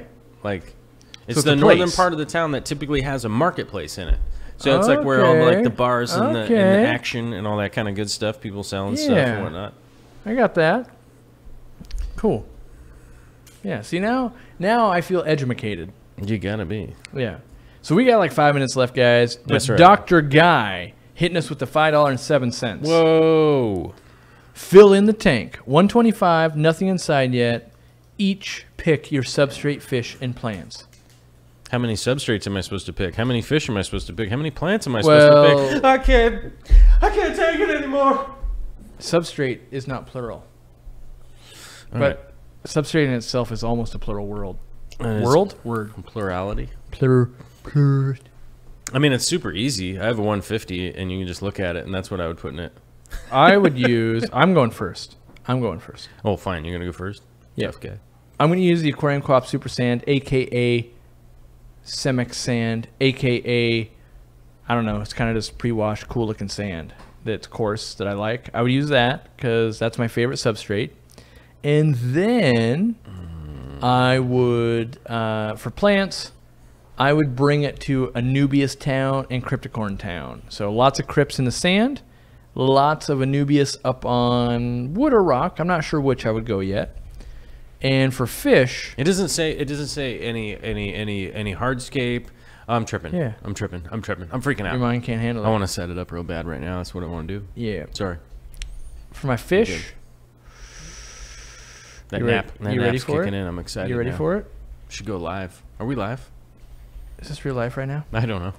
For fish, I would go with, after all of that, I would go with, what is something I really want to do? Like, okay, I would tell you what I do. Guppies. No joke, I still want 125 gallon with more guppies than meets the eye. You won't even let me get more guppies. No, I encourage you I can't to. believe that kind of comment because you won't even let me have more guppies. I encourage you to get more guppies so that you can be one more failure. Just because this one time I said, hey, maybe I should breed these two. And then I get challenged to a duel, you know? Yeah. And it's like, oh, well, I shall best thee, in the streets of the Casbah. Mm-hmm. Word of the day. All right. I wrote down a couple things here. Don't be All right. Bogarting the guppies in the Fill in the Casbah, tank. bro. 125. Nothing inside it yet. Completely empty. So I'm going to assume that the filtration is top notch and fully legitimized. Right? Okay. Yes. Of So course. How dare you? I got How to dare pick you? my substrate. Now I'm going to go a direction here that most people wouldn't really be expecting. If I can only pick one. Cat litter. What? I'm saying people wouldn't expect you to use cat litter as a substrate. I was going to have fun here, but now it's not going to be fun anymore. Oh. I took all the fun away from my life. Now I'm ruined. Ruined. Wushu Jimmy says, grumpy gumpies. I was going to say black sand from Fluorite. Fluorite's black sand. Okay. If I could only go one, Yep. I would go be one. with that one because it's going to complement my inhabitants. Right? It's going to be the big reason here. So we go with that fluorite black sand. We fill it in, and then the rocks in the wood, we'll just leave that to somebody else to figure out because it doesn't say I'm allowed to do that. You're not allowed to. Right. Not unless your substrate was rocks or wood. Well, it doesn't say that we could do that part. Didn't say you couldn't. Well, maybe he already has that part, and he's Could be. like, I already got sear stones and stuff. Ed says marbles as substrate. Drives me nuts. Oh, that drives me crazy. Ugh. Not to mention like how much poop is just caught in it, like, and it's not even doing anything. It's just catching poop. It's catching poop. All right, and then my inhabitants. Oh no, it says fish. I'm gonna be totally wrong here because I was gonna go blue panda shrimps Oh. because I'm so enthusiastic about those right now. That's What what I about want in what my about life. 100 pandagaras? Oh yeah, I want. You've been Pandagars. tripping on those for the last 24 hours Pandagars. at least. I've been tripping on the Pandagars. I got to get some Pandagars. So 100 Pandagaras would be cool. Yeah, that'd be dope. With in a 100 dwarf anchor catfish. No, we already said that earlier. That's not a callback. We can't do a callback. We got to go Fair. Pandagaras. All right. Fair. So since I already screwed it up because I was thinking of just inhabitants, and I was like, oh. So let's switch that out to Pandagaras. Yeah, they're panda-like. Which they'd be cool with the black fluoride sand. They'd be cool with that. They would like that on their little bellies, their little tummy tum-tums. They'd be cool with that. And then just mixed Anubius for days in the back. And then just think of all of them. Just think of every Copholia, Just Barterai, ask someone on the street, what's your favorite Hotsphilia. one? You're like, yeah, that one Yeah, too. that one. That Nana, one too. Nana, Yeah, all that- of them, any yep. of them. Frazeri? No. No Frazeri. There will never again, my friend. Never again. I used to have giant tanks full of Frazeri. I literally got to a point Have where you hit your own like self-quote? I hit the wall. I hit the wall with Frazeri. Yeah. Like, I gave a 5-gallon bucket full of Frazeri to somebody one time. 'Cause I was like, Did you not like them? Is We're that why done. you gave it to We're him? done here. It's hard to explain. It was like, you know, when you're like 10 and you have a girlfriend and you break up with her just because no. Mm-hmm. It was like that feeling where you're just like, just no. No. Even for Zeri is just no. How do you feel right? No. Just no. I feel no. Right. I'm sure it's fine now, but still, you know. I would fill the back with that. Then I would consider not pearl weed. I would think the smaller version of pearl weed. Not the big giant pearl weed, but the little pearl weed. I'm not sure if I'm familiar with more than one pearl weed. Yeah, well, there's two variants. There's like a big leaf one and a small leaf one. So I'd go with the small leaf pearl weed in the front, and then that would be give a really cool spot for the Panagaras to like do. It'd be all cute. Yeah, even I saw that video on Instagram, the aquarium co-op one. And I was like, dang, a lot of those look awesome. Some of those fish, and then you're like, wait a minute. I do own them, but then What? like if I have that reaction and you have that reaction to that video, that means people are there wanting to buy them. If I take them all home, they're just like, no, yeah. No, so I got to order a grip. Yeah, yes. Yeah, that's what you need to do. Yeah. Yeah. You don't need to go to the store and take them off of the retail But I want floor. those ones. Yeah, Because I'll tell you what, so often I'm like, okay, I will patiently wait. And then I go to order them next week and they'll ship me 4. And be like, dang it. Where's Rory? What did he get right? What? What's up? What happened? I don't know. He said I have one Sandstream, one Jim. Oh, okay. And I when try Jimmy, to pay attention if Jimmy's typing something in. But P Guy right here at the end. Yeah, I'm 5. Yep. Right here at the end with the $5 super chat. Thanks to everything for everything you guys do. Great content. Yeah. I can't yell into the mic right now. Don't yell. Less yelling. Jimmy gets mad if I peek More the mic. soothing. But thank you, P Guy. That's fantastic. I very much appreciate it, P Guy. It's pretty good. That's And Mr. P Guy Nisi to of you. the North with a $2 super chat. These chats make my workday so much fun. That's the goal. That's correct. You've Yeah. gone correct. And to those of you out on the internet that say, hey, quit goofing around on this very serious talk, this isn't a very serious talk. No, opposite This is serious. a goof around talk. That's why we're here. So thank you very much for everybody coming out. Yes. It was a fantastic today. P Guy. P Guy going big, $5. All right, thank you everybody for coming out. I very much appreciate all of your chat, all of your contributions, all of the like buttons, the subscribes, all the sharing out there. Yes. Thank you very much for Jimmy coming out to hit the old 1s and 2s back there, You're the welcome. dials Yep. and knobs and switches and all of those things. I was trying to see what the concurrent number is, but Jimmy was He scrolling hides that around from like us. crazy. Total, the total view time was all like 999999999. 9. Oh, there it went over, and it changed. Our peak concurrent today was 558, which is not bad. Not bad for a last-minute topic change. 558 Yeah. people in the room. That is Yes. fantastic. Super excited. Would like to say thanks to Corey for hosting the show today with the co-host. I would like to give a shout out to the Aquarium Co-op for being awesome and letting me escape that tank over there, which you haven't guys seen it can't yet. see, but at some point in time you will get to see, and then we'll all have to vote on who's the winner, which obviously is me. Self-plug, win. Everyone All that right. votes for me gets $1,000. Well, that'd be weird, but Oh, magically, Joel's voting for me. yeah, I vote for you, bro. Yeah. Oh, Winner. and Vicky too. Cool, take that in cash. Yeah. Don't tell anybody. But I want to say thanks to the Aquarium Co-op. Like we were talking earlier, they got Pandagars, a whole bunch of cool stuff. Head down there and bug Allie and Robert and all those guys and see what's going on. Or and a new guy we're testing if that's out. impossible for you to do, go ahead and do it via the internets, because you can just click around all over on Yeah. your clicky thing and You can know. click until something clicks, and then you're like, "Ooh, I should buy that." hit them up. Yeah. Uh, I think that's all. I had something, and I totally forgot it. But basically, keep doing what you guys are doing. all right, it's 5. We're gonna keep doing what we're doing. Thanks for coming to hang out. One last thing. Someone asked if I'm doing my Saturday stream. I don't know yet. I'm still trying to catch up from Streamageddon that happened, a week and a half ago or something like that, where all the YouTubers. contract till 5 o'clock. All right. I'm taking a nap.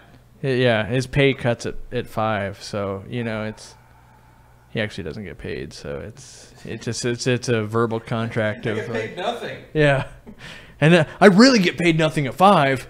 I have to pay. And actually, I start charging. It's like one of those things. You rent the facility every hour after. There's a fee. Well, hey, look, man. I never agreed to any fees. It's in the mail. I'm gonna go full throttle over here, though. Yeah, That's for let me, sure. Ratchet this up. And but thanks for hanging out, guys. We'll see you sometime next week. And submit more questions and bring more things. And thank you. Oh, here's what I want to say. I want to say thank you to everyone who's supporting us in any way, especially super chats, Patreon, buying from the show, liking, sharing. I've seen a lot of people out there sharing, which is super cool. And last but not least, try and make some time to have dinner with your grandma or someone in your life you haven't had dinner with in a long time. Make that happen this month. February 1st, you got, what is it, 28 days this month? I don't know. February? 28? February? Yeah, we only got 20. It's not a leap year, right? It's a short one. You got 28 days. Reach out to someone like, yeah, okay, I haven't done dinner with mom or dad or grandma or grandpa or cousin or whoever. Schedule that dinner date and then let us know on the show how it went. Like, hey, it was actually a good time. Hanging out with people is good times. That's why we hang out with people. Right. That's why we schedule. We were scheduling dinner dates between me and Joel, and we're like, we keep getting thrown out of restaurants. Maybe we should just do that here and film it. And that's how the show came about. That's right. Not many people know that. All we wanted to do was eat some fish. Jimmy would be like super embarrassed. He'd hide under the table. He'd ask if we just wait in the car because it was just easier than walking in and then like hiding in the bathroom. But now that we built this out, we can be loud and what's the word? Is cantankerous the word? Cantankerous? Yeah. Yeah, that's pretty good. Yeah. Mm-hmm. Word of the day off my brain noodle. We'll Right. see you guys later. Thanks. Bye bye. Bye bye.